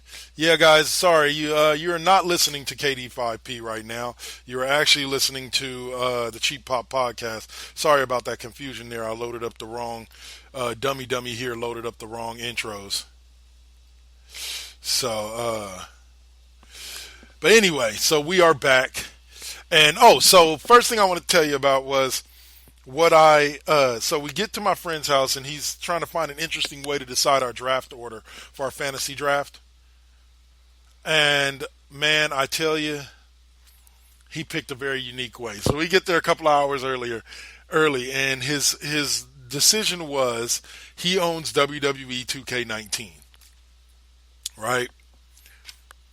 So he took WWE 2K19 and loaded up an 8-man battle royal because we were an 8-team league. Right? Loaded up an 8-man battle royal, let us all choose our wrestlers. And the order that you went out, starting with the first person getting the last pick, right? That was where you picked. So we get there a little bit early. He's running a couple simulation ones, right? And he and I got to pick first, so of course, I chose the monster among men, Braun Strowman, for an 8-man battle royal, figuring I like my odds, right? Here's the one thing with doing a non-player, like meaning no human player is playing, it's all computer. NPC. Well, it's all PC. Well, no, it's all computer controlled characters. Battle royal. Anything can fucking happen. Okay? Torrie Wilson can eliminate Stone Cold Steve Austin in one of these things. Like on the video game. You know what I'm saying? So we get in there. We run 3 simulations prior to doing the actual match, right, when everybody got there. Braun Strowman wins all 3. I'm like, oh, I'm a lock for the first pick. There's no way. Like, nobody's got me on that. So we get to the actual match. I'm trying to remember all the names. It was Braun. My boy Steve, the reigning champ, had The Rock. Somebody else chose HBK. My boy who hosted, Scott, had Brock Lesnar. Somebody else chose Kane. Somebody else had The Big Show. I'm trying to remember who else it was that was on there. But that was like 7 out of the 8 guys, right? So we get in there. So first and foremost, it's convenient. The defending champ goes out first. So Rock is actually first eliminated in this 8-man battle royal. All right? Yeah. So the reigning champ goes out first, which is good anyway because they're supposed to have the last pick in the draft because, you know what I'm saying, they're reigning champs. So guess who goes out second? A man who decided he was no longer a monster among men. He was a guy that wanted to flip over the top rope. And that would be Braun Strowman. I was pissed. I'm like, wait a goddamn minute. We ran 3 simulations, and you won every single one prior to this. And now that it's the actual real thing, you go out second? Man, whoo, buddy, was I pissed. But it actually worked out best for me because I ended up, like, my picks were really close because we did a snake draft. So I would pick, the champ would pick twice, and then I would pick again. So my picks came around really quickly, but there was always a long distance in between my picks before it got back to me. Okay. So, but yeah, needless to say, I drafted a pretty good team, so I'm pretty happy with it. A lot of people laughed at me, but they don't know. They just don't know. They're about to get skunked up. But yeah, I just thought that would be an interesting thing to tell because yeah, it does, just overall message of that story is the WWE computer doesn't give a fuck about ratings, about size, about what would really happen. It's all completely random when it comes to those Rumble things on there. Oh yeah, everything that you didn't think was going to happen, 9% of the time will happen. Yep. Oh, man. But okay, so. All types are wrong. Yep. I'll say, so, biggest news to come out of AEW All Out, I have not had a chance to watch it, is that your new champ is the one and the only Chris Jericho. As he beat Hangman Page for the AEW World Championship. Yes, sir. I wish I could say I didn't expect it. You know, but you know what? I'm happy though because it's Jericho. Yep. I wish I could say I was mad though because like anything Jericho touches is instantly gold. And if you think he's not going to be a good champion, it's Jericho. He only has how many years of championship top-tier experience? Yep. Well, one guy brought up a valid point in the fact that he said, you know, AEW is just now coming up. So they need to establish themselves with a top-tier champion. Not that Hangman Page or Kenny Omega isn't top-tier, but how many other worldly stars like Jericho do they truly have in AEW? You know what I'm saying? Like Jericho is on another level for the WWE, you know, as far as stardom. You know, he was before he got to WWE. So exactly. to me, it makes sense to put it on Jericho. You know, considering I honestly thought they were going to end up going with Jon Moxley just because, you know, he's fresh off his WWE run of being a main eventer. And I'm kind of glad that they didn't because it would have been too cliche to me to give Moxley the belt. You know, I agree. Give it to Jericho. Let him. I think The best way to establish it is you're going to be able to put it on a 25-year veteran who's one of the most respected people in the business. Exactly.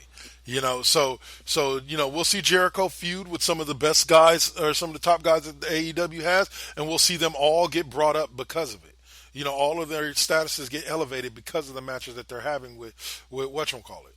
Oh, that's the other thing, speaking of AEW. Have you seen the posters? Oh, no. The Wednesday Night War posters? Oh, no, yeah, those I have seen. I have seen them. I have one thing to say about it. Outside of with hardcore wrestling fans, it's not really a war.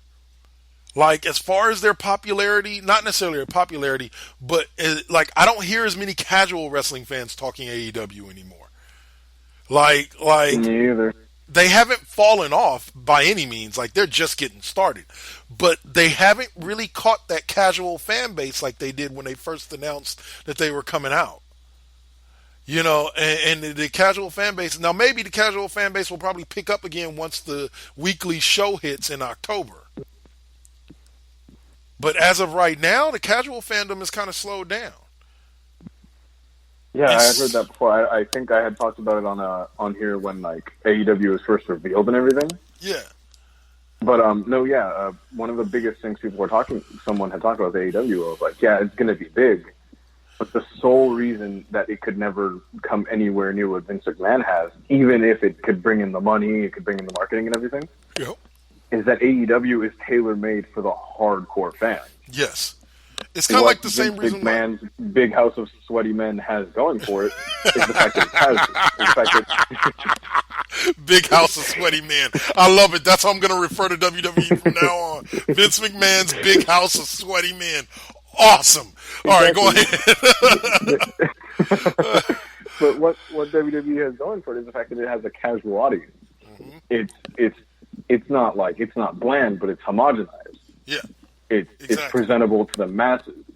Whereas AEW with Jon Moxley fucking murdering Joey Janela on a barbed wire table and Darby Allin killing himself wherever he goes and people like Kenny Omega and Chris Jericho working the way they do, is that's only going to pull in the hardcore audience. Exactly. That's only going to pull in the people who have their New Japan World subscriptions already set up. People who would be willing to pay for those things. People who pay the tickets to travel to go to those places. You're not going to be able to pull in the audience that WWE has because it's not the casual audience. Yep. And that will always be an issue for any wrestling company that comes up against WWE. Is WWE has such a stranglehold on that casual audience that it's just hard to tear them away. Because those type of people aren't going to watch more than one wrestling. And as we know in wrestling show, and as we know in general, most of those people are not going to change based off of, this new thing coming out. You know what I see AEW as right now? And that's just right now. This is not saying this is what's going to end up happening to the company, because I don't believe that will happen. Their Impact Wrestling, back when they were the $9.99 weekly pay-per-view that you had to order. But when you ordered those pay-per-views, like every match was like 5-star off the hook. Oh my God, did you see that type matches?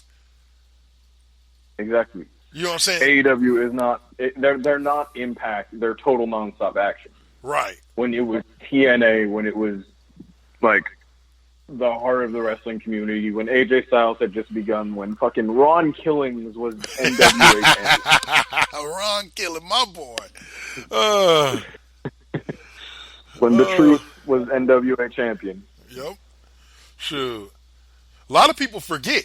Like, a lot of people don't remember this. And I don't consider this when Impact Wrestling was on the downside. I thought it was when they were at their peak. When Adam Pac-Man Jones was tag team champions with Ron Killings. That was one of my favorite storylines. You're not wrong. Like, I understand he gets a lot of flack, because if I'm being honest, I don't even like him as a human being. Yeah. But you can't tell me New Jack coming out every week, fucking buzzed off his ass, tag team champions with Shark Boy as Steve Austin, wasn't funny. You know, that was hilarious, straight flipping hilarious. But and see, that's the thing with me is I don't see them making it. I see them becoming what Impact Wrestling could have been. Is what I see AEW becoming. A really, really good show that you'll want to tune into every week, but not necessarily so good of a show that it'll cause you to stop watching WWE. Exactly. I know a lot of people who switch from watching WWE to purely New Japan and like Ring of Honor. Yeah. Solely because of the in-ring action and nothing more. Right. And I'm not saying AEW can't present that same level of in-ring action, but with the way it's presenting itself, it doesn't feel like it's going to be that same sort of life. And a lot of people don't realize that a lot of the casual fans don't get wrestling storylines. Like they don't. Like they're not watching for the storyline. They're watching casually to see the wrestlers that they want to see come out and do whatever they're going to do. You know what I'm saying? They're not really interested in the major storyline or even the in-ring work, which is why things like AEW appeal to the hardcore fans more so than the casual fans, because AEW provides you with amazing in-ring matches night in and night out with good storylines, but even their writers have their flaws. You know? Absolutely. You know, like I'll say this like we said last week. New Japan's major issue is that their storylines last entirely. Oh no, I wasn't talking to you about that. I was talking to my homeboy Jamil about that, the guy that runs the comic book company. My only problem with New Japan is that their storylines last like fucking 3 years. Like I mean, yeah, on the surface it's really good because all that does is add depth, right? Right.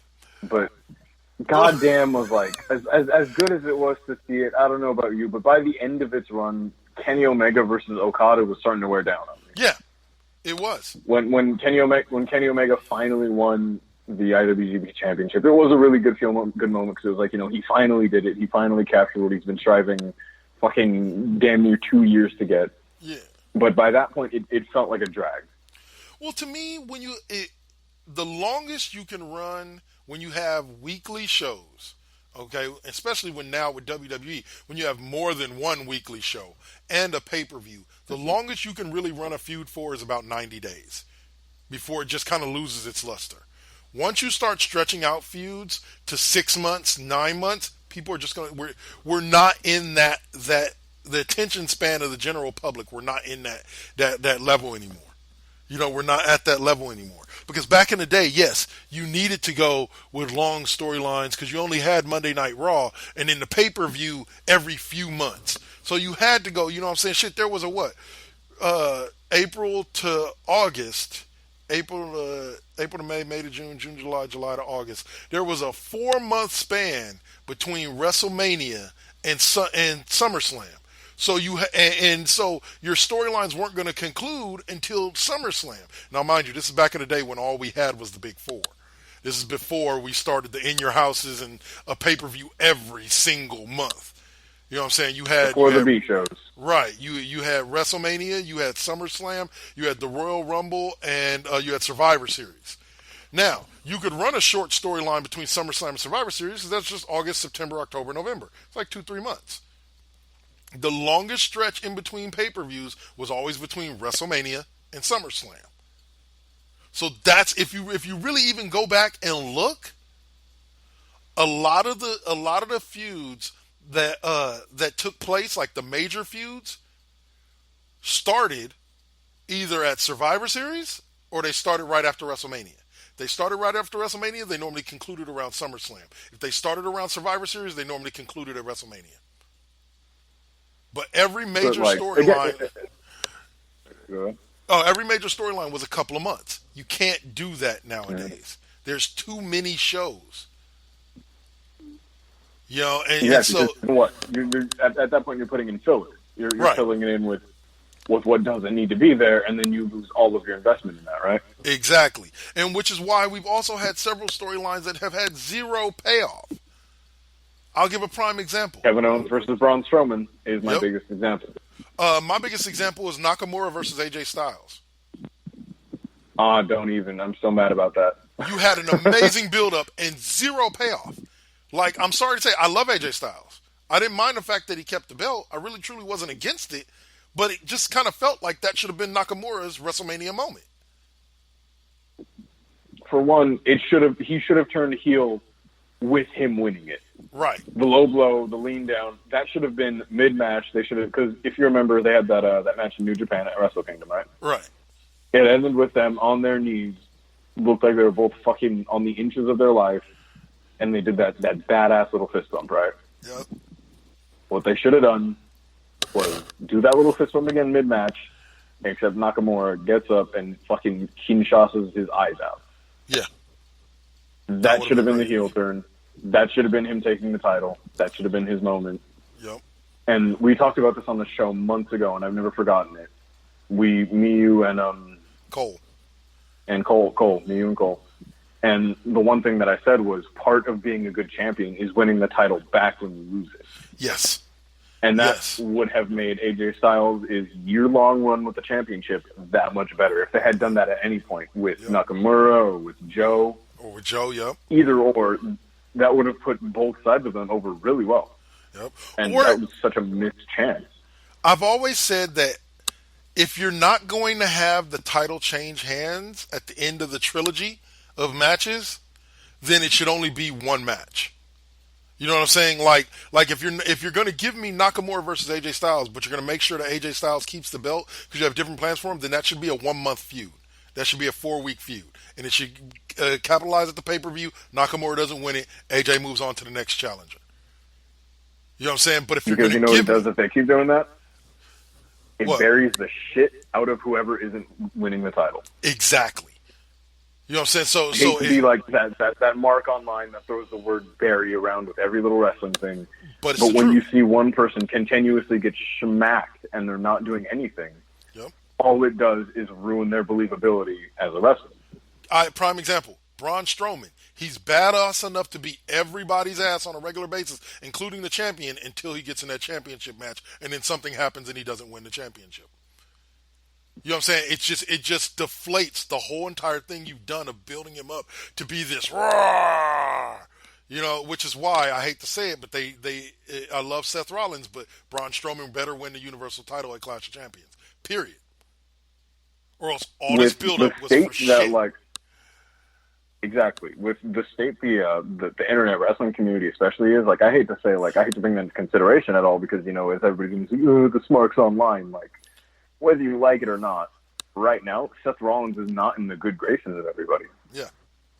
Seth Rollins, in the span of, 4 months, went from being the hottest thing in the world to being the internet's punching bag for the sole reason that they've written him into a corner. Yep. He should have moved on after, I don't know. Exactly.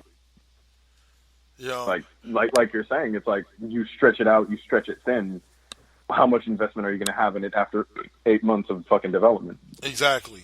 It was kind of to me, as much as the payoff at the end of the day was worth it, the Daniel Bryan storyline leading up to Yeselmania was something like 6 months of him going back and forth with the Authority. And almost winning the belt and then being stripped of it. And then coming close to winning the belt but not really. And then losing it on a or winning it but not winning it on a technicality. It was just too much. By the time he actually won the belt, it was bittersweet. You were happy because it was finally he has the belt. But it was fuck. Why did it take so goddamn long to get here? He only gets it while it's too late. Right. I always say it, but it's WWE's biggest problem is they pull the trigger on everything too late. Too late. They pulled the trigger on Yeselmania. Exactly. They pulled the trigger on Yeselmania months after it was the biggest thing. And yes, he got that big pop. I'm not saying he was dead by then, but I couldn't have been the only one that was a bit tired of it by then. Yeah. I was always you can go back and listen to episodes of Raw Impact. I was done by the time Yeselmania came around. Exactly. By that point, it's been stretched so long you don't even want it anymore. It's just sort of there for you. Yep. And that's the biggest problem with Braun Strowman. I adore Braun Strowman, but it's really sad because it's you look at him, a year and a half ago, and you remember that when he came out, the entire fucking building was on fire. Yep. His theme hit and everybody just fucking lost it. Yep. for a minute, for like a 6 to 9 month period, Braun Strowman was the biggest thing in wrestling. Yep. And what didn't they do? Strike while it was hot. Yep. They didn't. And you know what's funny about the Braun Strowman situation is they didn't need to put the WWE title on him. They could have given him a run with the U.S. title. Well, I'm saying they didn't need to. Like, what I'm saying is they could have given him a run with the U.S. title, and it still would have been good use of striking while the iron was hot. You know what I'm saying? Like that's the whole thing about it is, like with Braun Strowman, they just needed to put a championship on him. It didn't need to be the Universal title. Right. He could have had a feud with whoever was IC or U.S. champion at the time, and everybody would have still went fucking wild for it. I would have still loved it. Oh, yeah. You know, like shit, for a minute there, dude, this last week on Raw, I honestly thought, to be honest with you, that we were about to see Braun Strowman become one of the first triple champs in WWE history.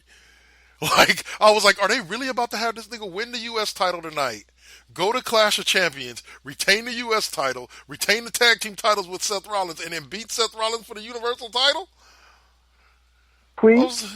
But you know, never ever forget, though. Never forget that the last triple champion in WWE history was my boy, The Miz. Really? Which one Never did he forget. hold? WrestleMania 26, he walked in with the Big Show, unified tag team champions, one tag team championship on his shoulder, one on the other, and then the U.S. title around his waist. Oh, yeah, huh? Hell yeah, The Miz. You know, I hated his Never character. forget to, Never forget to, one last thing with that. If he beats Nakamura at Hell in a Cell and he takes the IC title, he breaks Chris Jericho's record and he has the most title reigns of any man ever. That. And I think that's what we're leading to. I honestly think that's what we're leading to. And you know what? I ain't even mad. He's earned it. He's earned it. Absolutely. Going from being that asshole on the Real World that I didn't really like to being the annoying commentator to headlining a WrestleMania match that I literally spit at the TV about,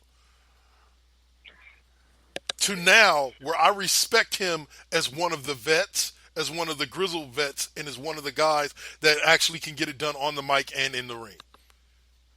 Absolutely. I've always loved The Miz. Like, I remember back in, 2011, 2012, all of my friends, I was in, the 4th or 5th grade, everybody would be like, who's your favorite wrestler? So I would say The Miz, and they'd just be like, well, why?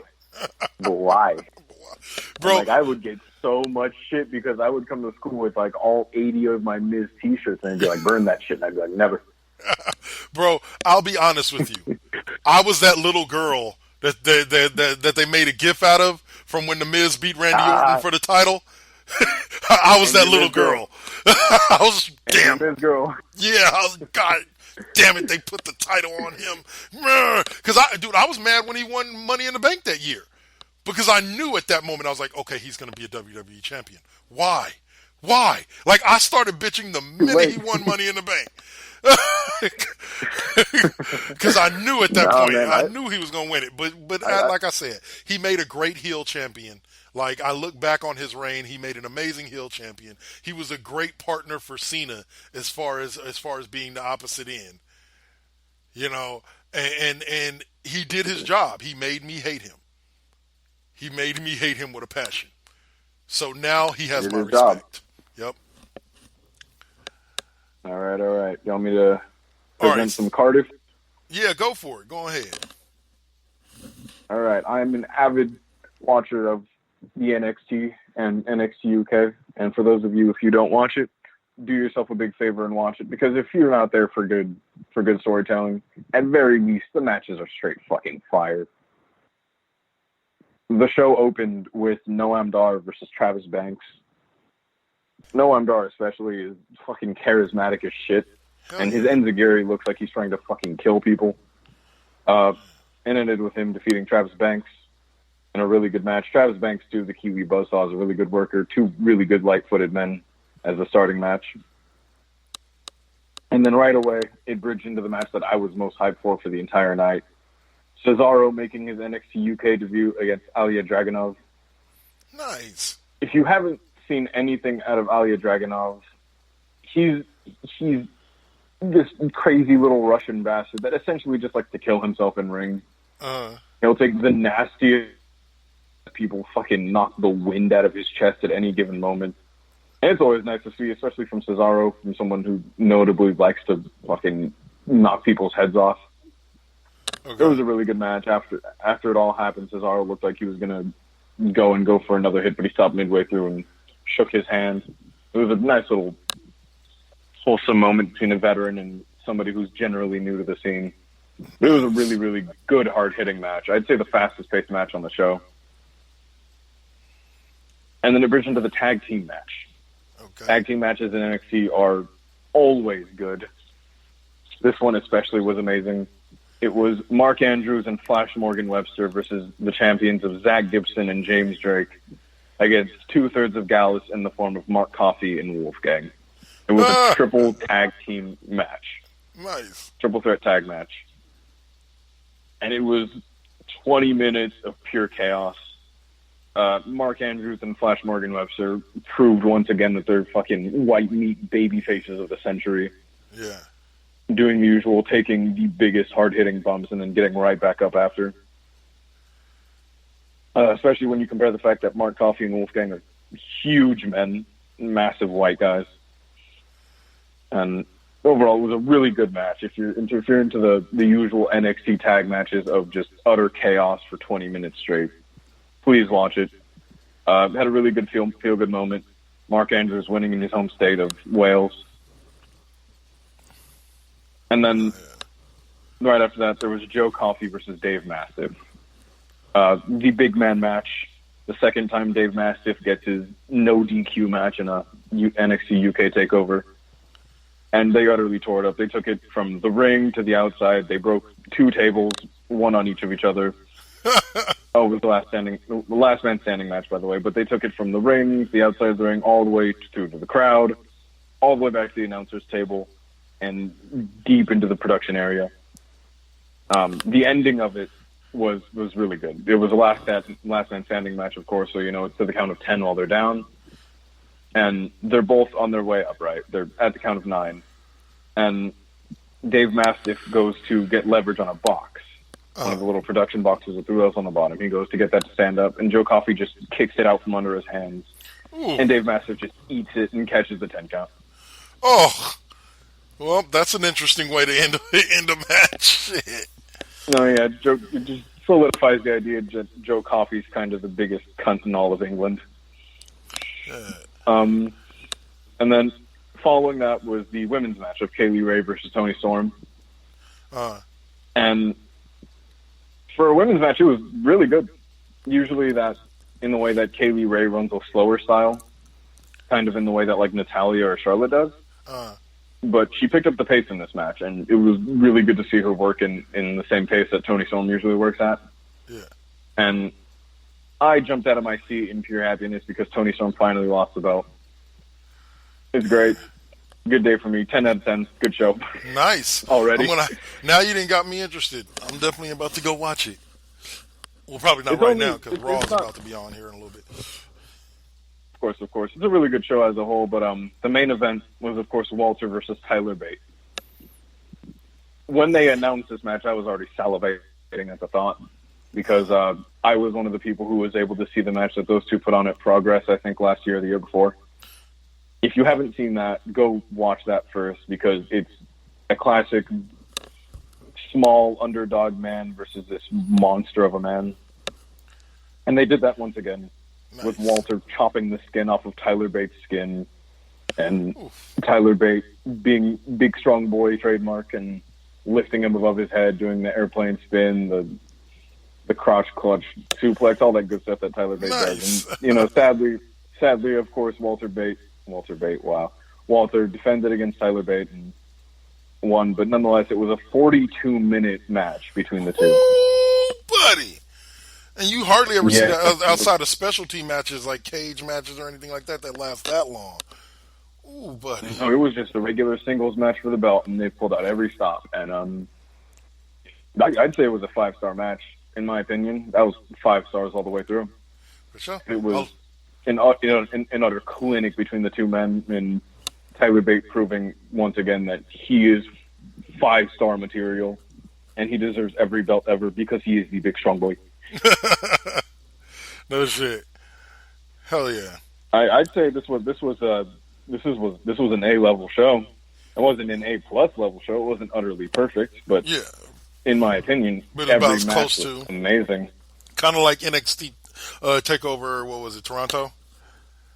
Yeah, just Toronto. about every match was just baller plus. Absolute banger. Do yourself a favor and watch it if you get the chance. Yep. That's all. Right. So, real quick review, before we move on to our what makes pro wrestling a sport segment. King of the Ring this year has gotten interesting. We're kicking off the second round now. I'm just going to read through some of the results from the first round. Joe beat Cesaro by submission. Ricochet beat Drew McIntyre, which surprised the hell out of me. I was one of those people that had Drew McIntyre as the favorite to win it all. Cedric Alexander beat Sami Zayn. Unfortunately, Baron Corbin beat The Miz. Yeah. I'll say Kevin Owens lost to Elias. That surprised me because I thought Kevin Owens might most likely end up coming out of the SmackDown bracket, but he loses to Elias. Down for him, damn. Yeah, thanks to Shane McMahon. And what I think so far has been the two best matches of the entire tournament. Ali beats Buddy Murphy. That was an amazing match. My heart, I'm still mad. I wanted Buddy Murphy to take it home. And Chad Gable beats Shelton Benjamin.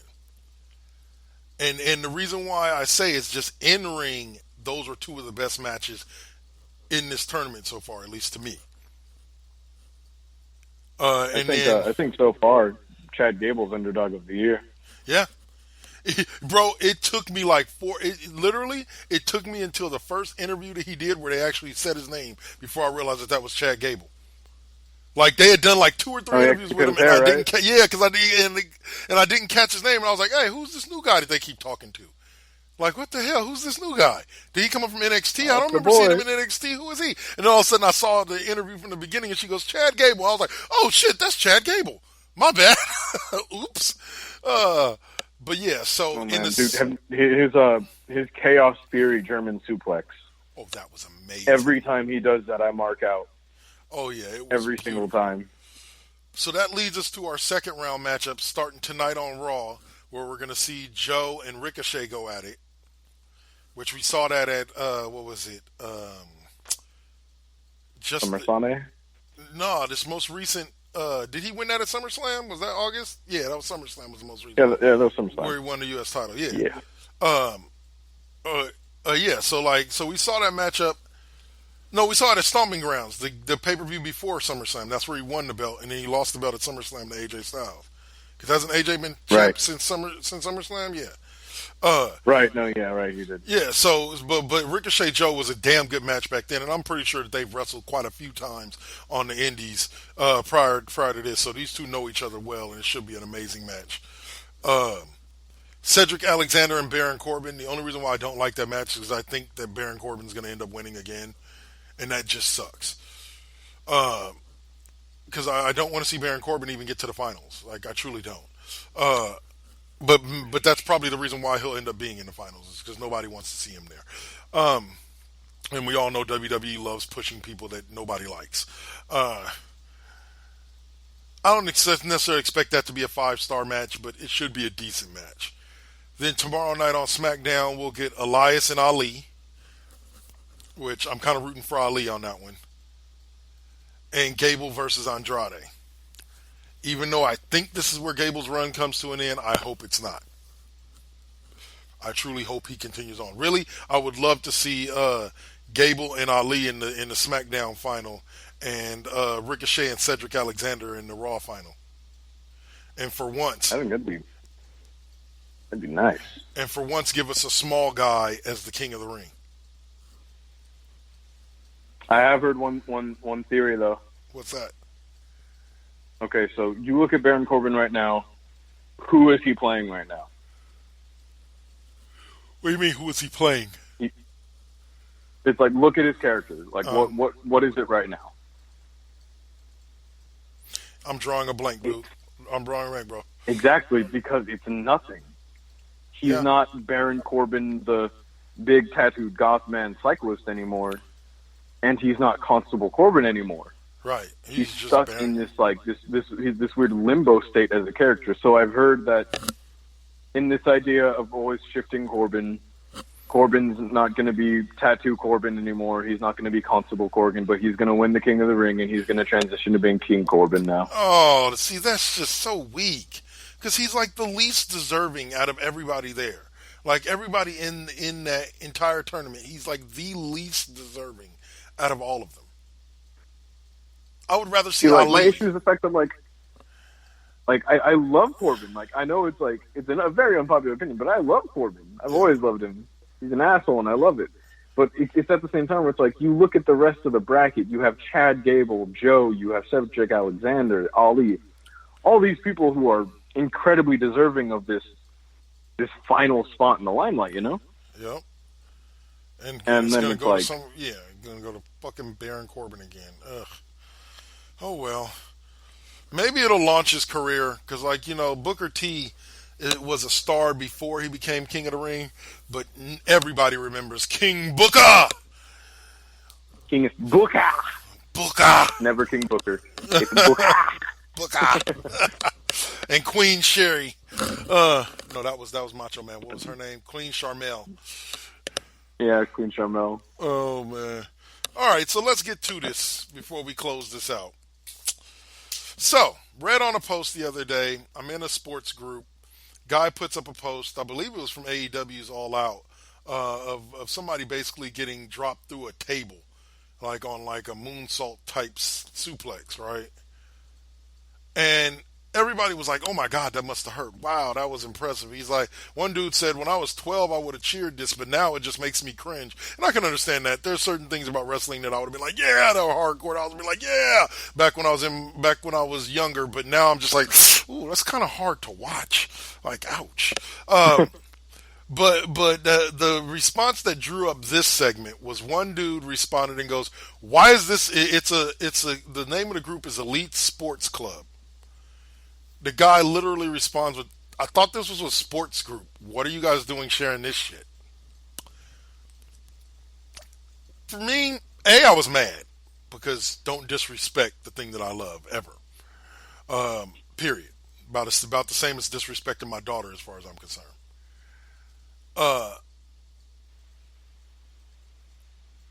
But I was thinking about it. The guy's thing was sport is supposed to be a competition. And because wrestling is predetermined, it's not a competition. I kind of understood what he was saying, but I disagree completely. I consider wrestling a sport because athletes compete in wrestling. They may not necessarily be competing as in like they're really trying to beat the shit out of each other for this title. But they're competing in the sense of like every match that you wrestle has to be a 5-star match in order for you to move, as we discussed earlier, up or down the card, however you want to see it. Okay? To get to main event status.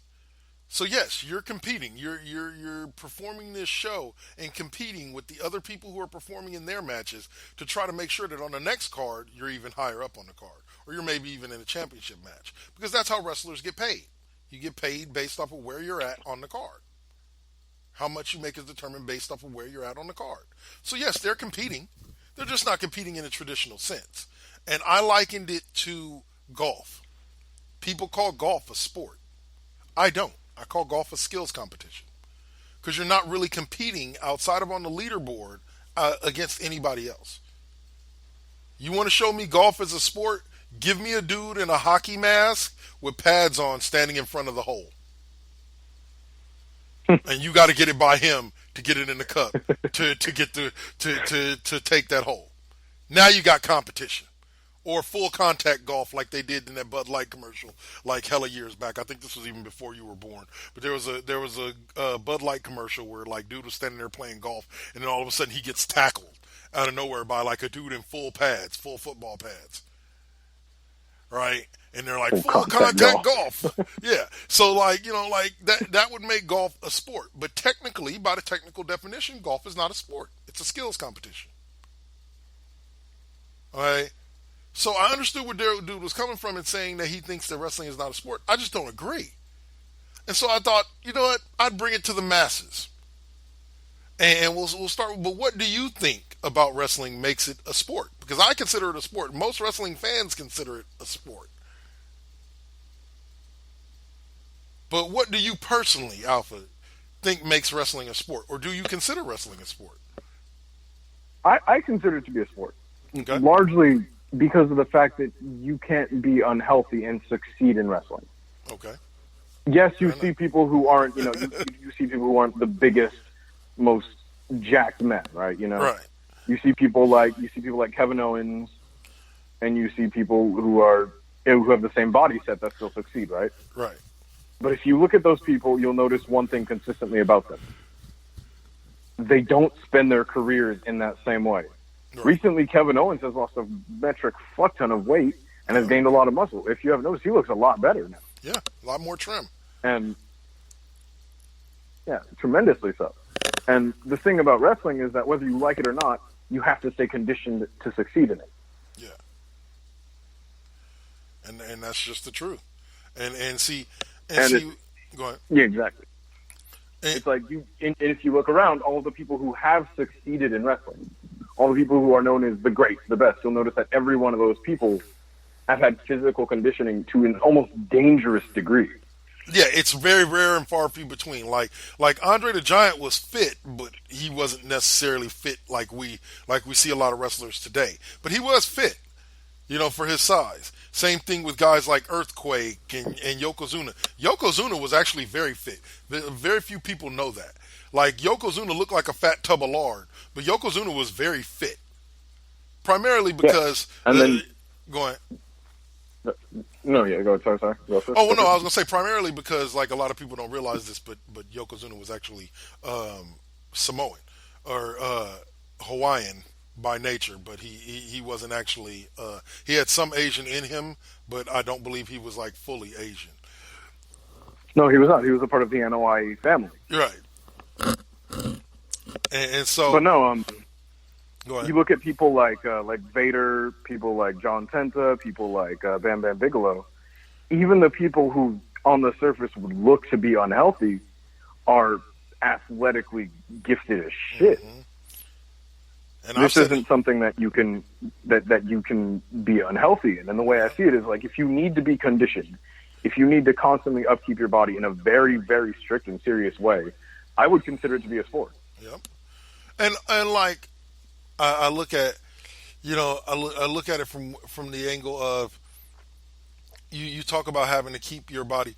You can be hurt wrestling the same way you can playing football, basketball, baseball. Matter of fact, you're at a higher risk of being hurt in a wrestling ring than you would be on a basketball court. In doing what they do. And then on top of that, oh God, I just had the thought in my head of where I wanted to go with it. But like, the wrestlers, and a lot of people don't know this. Soccer players are considered some of the best conditioned athletes in the world. To me, wrestlers would be a close second. Okay? Like, the conditioning necessary to get in a ring and wrestle even a 5-minute match, there are professional football players who spend spend all their time doing nothing but training in the off season that couldn't get in the wrestling ring and wrestle a full 5-minute match. If you've ever noticed, go ahead. That's 10 to 15 minutes of pure cardio. Yep. Not like a light jog or a brisk walk. That's basic. That's a sprint. Yep. You have to move in that ring. And I'm like, I was like, think back over time to all of the big sports, like, big four sports stars that have been in WWE or WCW matches. And then really think about those matches and think about how often the guy that was the actual wrestler carried the match. Like, I don't mean just skills wise. I mean, like, spent more time in the ring, took like 10 times more bumps, so on and so forth. Dennis Rodman. Go back and watch a lot of those Dennis Rodman matches when he was with the NWO Yep. and WCW. Dennis Rodman spent 80% of his time on the ring apron. While Hogan and everybody else got in and actually wrestled, and did the bulk of the match, Rodman spent most of his time on the ring apron. There was one single match that he did with Mr. Perfect at this thing that was like an off-brand thing. Yep. It was this off-brand show where it was Mr. Perfect versus Dennis Rodman as the main event. And you could visually see Kurt Hennig carrying the whole match. Yeah. All the spots, every bit of choreographed feast, it was all from the mind of him. Yep. And most of the athletic portions of the match, that was all Kurt Hennig. Yep. Because it's a very different system that works very differently from other sports. Yep. The closest you're going to get is the constant cardio and upkeep that you have to have in soccer. Yep. But it's very different. That's why you see people like Moose and people like Titus O'Neil. Yep. If you see the way they wrestle, you'll see that it's visibly a lot slower. It's not bad, but it's a lot slower because both of them were football players before this point. Yep. Which is why also I give a lot of respect to Stephen Amell. Just period. Yes. Like, I give a lot of respect because he, at first, when they did that first match with him and Neville, when they took on what I call the Dust Brothers, Gold Dust and Stardust. Dust Brothers. I still think that's what they should have called their tag team, the Dust Brothers. Like, that would have been tight. That doesn't even sound bad. That's a nice little ring to it.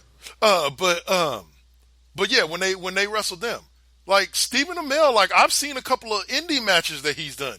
Like Stephen Amell isn't your typical like Hollywood star that's going to stand on the side of the ring for most of the match. Like he gets in and wrestles, and it's good too. It's not bad wrestling. Yeah, like I've said it before, and I've always told my mom this, that like when you look at a lot of the other celebrities that have transitioned into wrestling, and in terms of in-ring work, nobody's done it like Stephen Amell. Nope. You have somebody like David Arquette who's like transitioned into it now, and he's done good for himself in my opinion. Like his recent matches, especially his match with Nick Gage, is really good. It's a good wrestler. You have to shoot me a link to that. I haven't seen that one. I'm gonna show you. It's brutal as hell. But no, in terms of in-ring work, Stephen Amell is a shining star of celebrities transitioning into pro wrestling. Yep. Because regardless of everything else, he's just a good in-ring worker, and I can't see how he couldn't be when he's so close with Cody Rhodes. Yeah. But still, it's amazing to see that. It's really, it makes me happy to see that, because not only that, but he draws a lot of different fans to it. Amen to that. All right, so we're pulling to the 2-hour mark here. Matter of fact, we're over the 2-hour mark. So let's go ahead and wrap this up. Because not many people will listen to a podcast for 2+ hours. So, all right. All right. So let's get to this fantasy draft. So just like we did at the top of at the bottom of the first half of the show, where we did the IPs that you would start a comic book / movie company with, we're doing 5 wrestlers that you would start a wrestling company with. I think I'll take the lead on this one, just since you went first last time. My list is pretty straightforward. Let's see. I kind of got stopped after 2 of them, but I know who the other 2 are that I wanted to do. And I'm telling you, my last name will completely surprise you. I'll tell you that right now. All right. I'm listening. My first pick off the board would be the current AEW heavyweight champion, Chris Jericho.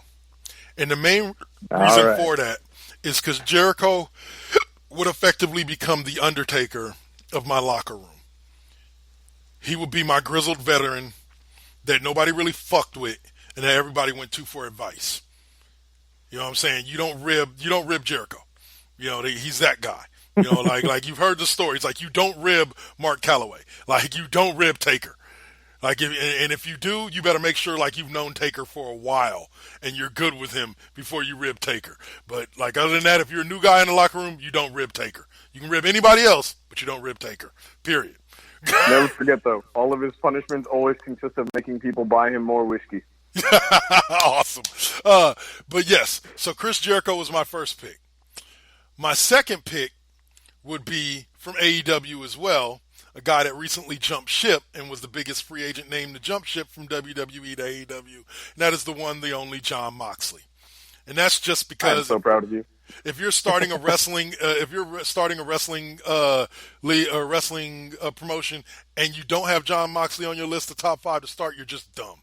The man's a draw. He's a hell of a wrestler. He's a hell of a personality. He's got it on all ends of the floor. So Moxley is my second pick. My third pick would be a guy I haven't seen that much of, but what I have seen I've liked. And that's the one and only Jay White. God damn. Have not seen a lot of him, but the few matches I've seen the guy in, he's been over the top good. The one live match I saw him at when we went to G1 last year, I forgot who he was wrestling, but my God, I was highly impressed.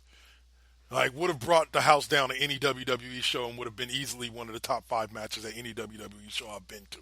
So, Jay White. That's, in my opinion, that is number 2 heel in the industry right now. Yeah. I can definitely say it with some of the snips that I've seen of him. My fourth pick is actually the guy who brought us AEW, along with the Young Bucks.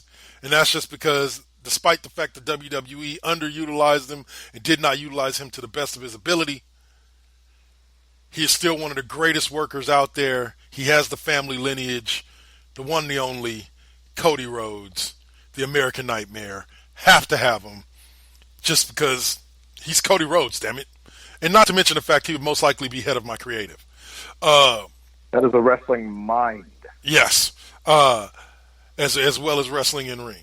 Unless he started the Triple H thing of scheduling himself to win all the belts, then we might have to talk about pulling him back from creative. But yeah. But Cody Rhodes is my fourth one. My fifth one is the one that I say will surprise you. Roman Reigns. Okay, I'm interested. Part of it is family lineage. Just having that Anoa'i family lineage. I like him. Secondly, he's improved his in-ring work. Now, of course, in order for me to sign him, I would require that he learns at least another 3 moves, other than just the spear, the Superman punch, and the triple power bomb.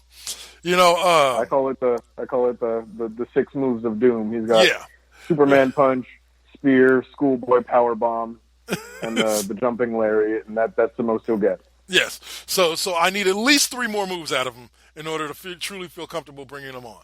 But his in-ring work has improved since when they were shoving him down our throats. His promo work has gotten better. It's like somebody got the note backstage that you need to keep Roman Reigns' promos short and sweet. Like, don't let him go off on diatribes. He's not the dude that can come out and give a 5-minute speech and have the crowd into it. Normally about 2 minutes into the speech, the crowd is tuned out. Everybody's in their phones and nobody's really paying attention to what the fuck he's talking about. So somebody got it right in WWE Creative to keep his promos short and sweet. I would do the same thing, or possibly give him a mouthpiece like a Paul Heyman or somebody like that. Okay? Good idea. But as far as in-ring work, I think that Reigns, and the look-wise, I think that Reigns fits the bill, and I think he could be somebody that would be great with developing the younger talent that I bring up in the company. So that's my 5: Jericho, Moxley, White, Rhodes, and Reigns. So that's a really good group, especially if we're talking like production value and backstage work. Yeah. That's a really solid team. Jericho and Cody Rhodes alone. Yeah, like those 2 would be the 2 guys that would help run my creative backstage. Like, just because of years in the business, they're in their knowledge of how to build a good storyline and how to play it out and all that. Those 2 would be like my head of creatives. All right. All right, we good? Yes, we're good. That's clean. All right, here we go. All right, straight off the bat, I couldn't help myself. I'm grabbing Kazuchika Okada.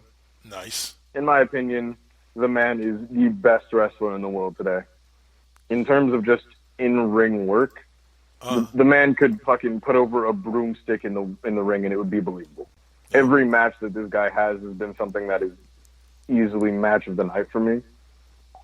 And for that simple fact alone, you could push this man to the moon. And for me, it hasn't gotten boring even the slightest bit over these last few years. Nice. He doesn't get boring because in the way that he'll switch from Rainmaker to the little Kazu character in an instant, and it's still entertaining. Yeah. The Rainmaker, this top tier, this S tier competitor, and then this little bratty asshole that pops balloons in people's faces in an instant if he doesn't get the belt. It's really, really fucking interesting. And you can't even classify his in-ring work. His matches with Minoru Suzuki, Kenny Omega, Shibata, even Jay White have been the stuff of legend. Nice. His matches with Tanahashi you can't even classify them. You put them on the 5-star rating scale, and it's hard to put them past anything. It's hard to not put them past a 5. Yeah. So immediately it's like I need him on my roster. Yeah. And then immediately I can't help myself. The person who I feel is going to be the underdog to carry wrestling forward, I need to have Jungle Boy. Nice. I feel like he is this generation's high flyer, and I think that where he's headed right now, he's only going to get better and better. Fair enough. His tag team with Luchasaurus is fucking amazing. And if you haven't seen the type of shit he does off the ropes, I'll link it to you. But YouTube it, Google it, do whatever you have to do. But he flies. He's aerodynamic as shit.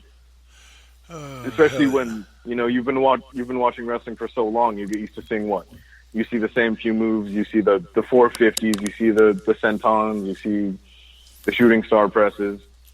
Every so often, you'll see something like a 630 senton or Neville's Red Arrow, but he'll do reverse 450s on straight to the outside, and it's incredible to see, especially when I'm so used to seeing everything a high flyer can do.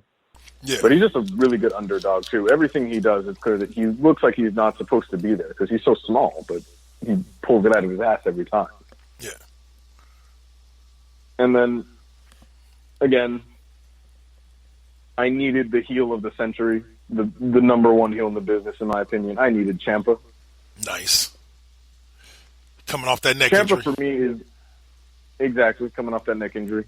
I need him because I feel like he's above all, he's a well-rounded worker. Yeah. He's an incredible heel, number one in the business right now, but I feel like he can also work a face if you need him to. Right. And not only that, but if we're talking in-ring styles, he's as well-rounded as it gets. He can run a technical match. He can run technical matches with the likes of Ono and Johnny.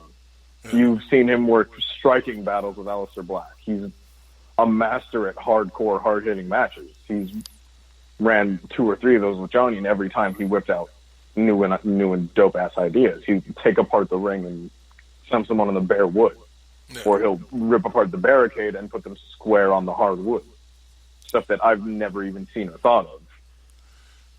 And it takes a damn good man to win a match in handcuffs with a DDT of all things. No shit. He's managed to turn a rope-hung DDT into one of the deadliest-looking moves in the world. He looks like he's trying to fucking break somebody's spinal column with it. It's great. And above all else, he has the look. Yeah. Everything about Ciampa's look just screams badass. He looks like fucking Kratos from God of War, dude. Yeah. And then right away, I feel like in the wrestling business, there isn't a lot of big men anymore. Like a lot of good big men. Yeah. Right now we're in a state where the little man is definitely the one in charge. Yeah. But Donovan Dijakovic, as he's currently known, is the big man to carry the next generation, in my opinion. All right. Because he has a really dope moveset. He has a fucking burning hammer into a GTS, if you haven't seen it. A cyclone big boot, and it's a really dope moveset for someone who's like 6'6". Damn. He's he's huge. He's incredibly well built. He's known for his lineage of matches with Keith Lee. He's had 1.5 million of them in PWG, along with their tag team matches they've had. And now in NXT, they're duking it out as we speak, and I'm so damn excited for it.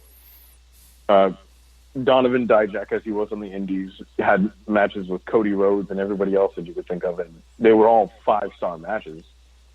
He's 6'6", massive guy doing spaceman planches and shooting star presses from the middle rope and pulling them off in perfect grace too. He has a style like comparable to that of like Bam Bam Bigelow in the way that he's massive and can throw people around, but you see him doing cartwheels off the top rope. Damn. Hell yeah. No, yeah, he's an incredible worker. Big man to carry the next generation, and I need him on my roster if I were to have him. Yeah. And, you know, I couldn't help myself. I needed John Moxley. That's my number 5. Yeah. Hot off of his WWE run. I've been following the man since he was in CZW in 2006. The man can work. He has no sense of feeling pain. He uses it like a fucking bartering chip when he needs to. All around incredible worker. Not only that, but for his out of the box ideas. You saw him pull a fucking fire extinguisher and a chainsaw against Brock Lesnar of all people at WrestleMania. You give this man anything and he'll run with it. Yeah. And he's proven that. And now that he's on his own devices, he's only going to do that fucking to the nth. And then we've only seen that. And, you know, it's sad because he's currently on injury now again because of the elbow thing. And it's sad that we didn't see him in AEW against Kenny Omega. But nonetheless, everything this man touches turns to gold. Even when he was watered down Dean Ambrose with the hot dog cart and hot dog clams, he ran with it and he actually made it entertaining. Nope. No matter what you do, if you give this man gold, he's going to turn into fucking diamonds. Hell yeah. That is my 5 people. There you go.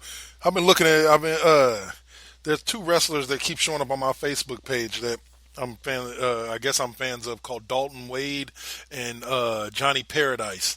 I'm going to start looking into them a little bit more. Give our listeners a little bit of update on those guys and where they're from and what they at. But, Johnny Paradise looks a lot like Ciampa.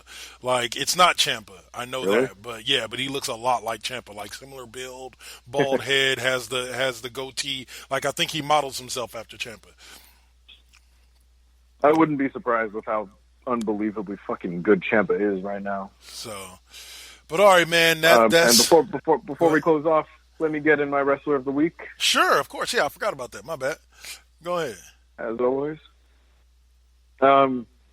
If you haven't seen him, do yourself a favor and check out Darby Allin.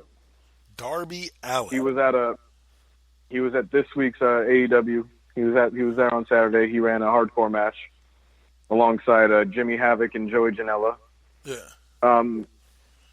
I use the term killing yourself in ring a lot when I talk about people. Okay. You see people like Shibata, you see people like Jungle Boy who take really sick and really bad bumps. Yeah.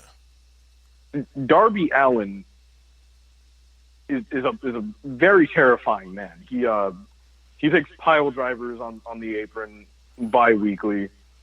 You see him take power bombs, and he looks like his spine is not going to be okay after. Yeah. He's this really small guy. I'm pretty sure I'm taller and I weigh more than him, but he's this small little guy, and he usually paints a skull on the other half of his face. He has a really specific style, really good looking one at that, but he's a really good worker, flies off the ropes, and above all else, he can sell his ass off. Yeah. At the latest PWG show, he had a fucking they had him cuffed in ring. They had him handcuffed, and he still performed a suicide dive onto his opponent, full handcuffed and everything. And by the end of the match, he had been powerbombed on a fucking skateboard. It's real out of the box ideas that make Darby Allin something to really focus on. So this week I give Darby Allin my alpha stamp of approval. There you go. I haven't caught the AEW show, but I'm gonna, because I need to see Darby Allin work. And if you haven't seen him, do yourself a favor and check him out. Yep. I'm planning on checking it out myself, my friend. But that's it after, 2 hours and 24 minutes for us. I hope you guys have enjoyed this particular episode, what is now officially the longest episode of Cheap Pop Podcast. So far. so far, but definitely filled with content. So if you guys got any comments of your own or anything you want to throw in, or you want to show us who your top 5 IPs or top 5 wrestlers would be, go on ahead and comment in the comment section, and we'll get back to you. Or check out the Cheap Pop Podcast event on the Double K's Classroom fan page and leave your comments there. It's free to almost anybody to comment on, and we'll get back to you. Other than that, thank you for listening in, and be sure to check out, later on this week we got Dirty Talk 101 later on tonight. What's up? Yeah, I was going to say. Oh, yeah. Be sure to saying it. Good. Yeah, be sure to check out Double K's Classroom this upcoming Friday. Go check out last week's episode of KD5P. I played some of my favorite tracks from the first 30 episodes of the show. Check out MVT Deuce on Sunday. Lip Gloss and Mics this Sunday. The 8th is... which we're going to have to come up with something big to do for this upcoming week's show, because this is the season premiere for the network. We do a new season every September, so starting every September. So this is going to be a new season starting on September 8th, which happens to be my mom's birthday. And so we'll have to come up with something big, but join us on that Sunday. We're going to have the return of West Coast Bias live at 3 o'clock. We're going to have Cheap Pop Podcast at 5. We're going to have Brick House at noon. We're going to have MVT Deuce that night. Lip Gloss and Mics is coming back that night. So we've got a full lineup next week on Sunday on the 8th. And like I said, Double K's Classroom on Friday, Mr. Deacon's Experience on Saturday. So that's the full lineup for this upcoming week for 4 Aces. Be sure to listen in, and we'll check y'all out. Any last words for him? My people. That is all. All right. Take care, y'all. Get that in every time. All right. Peace.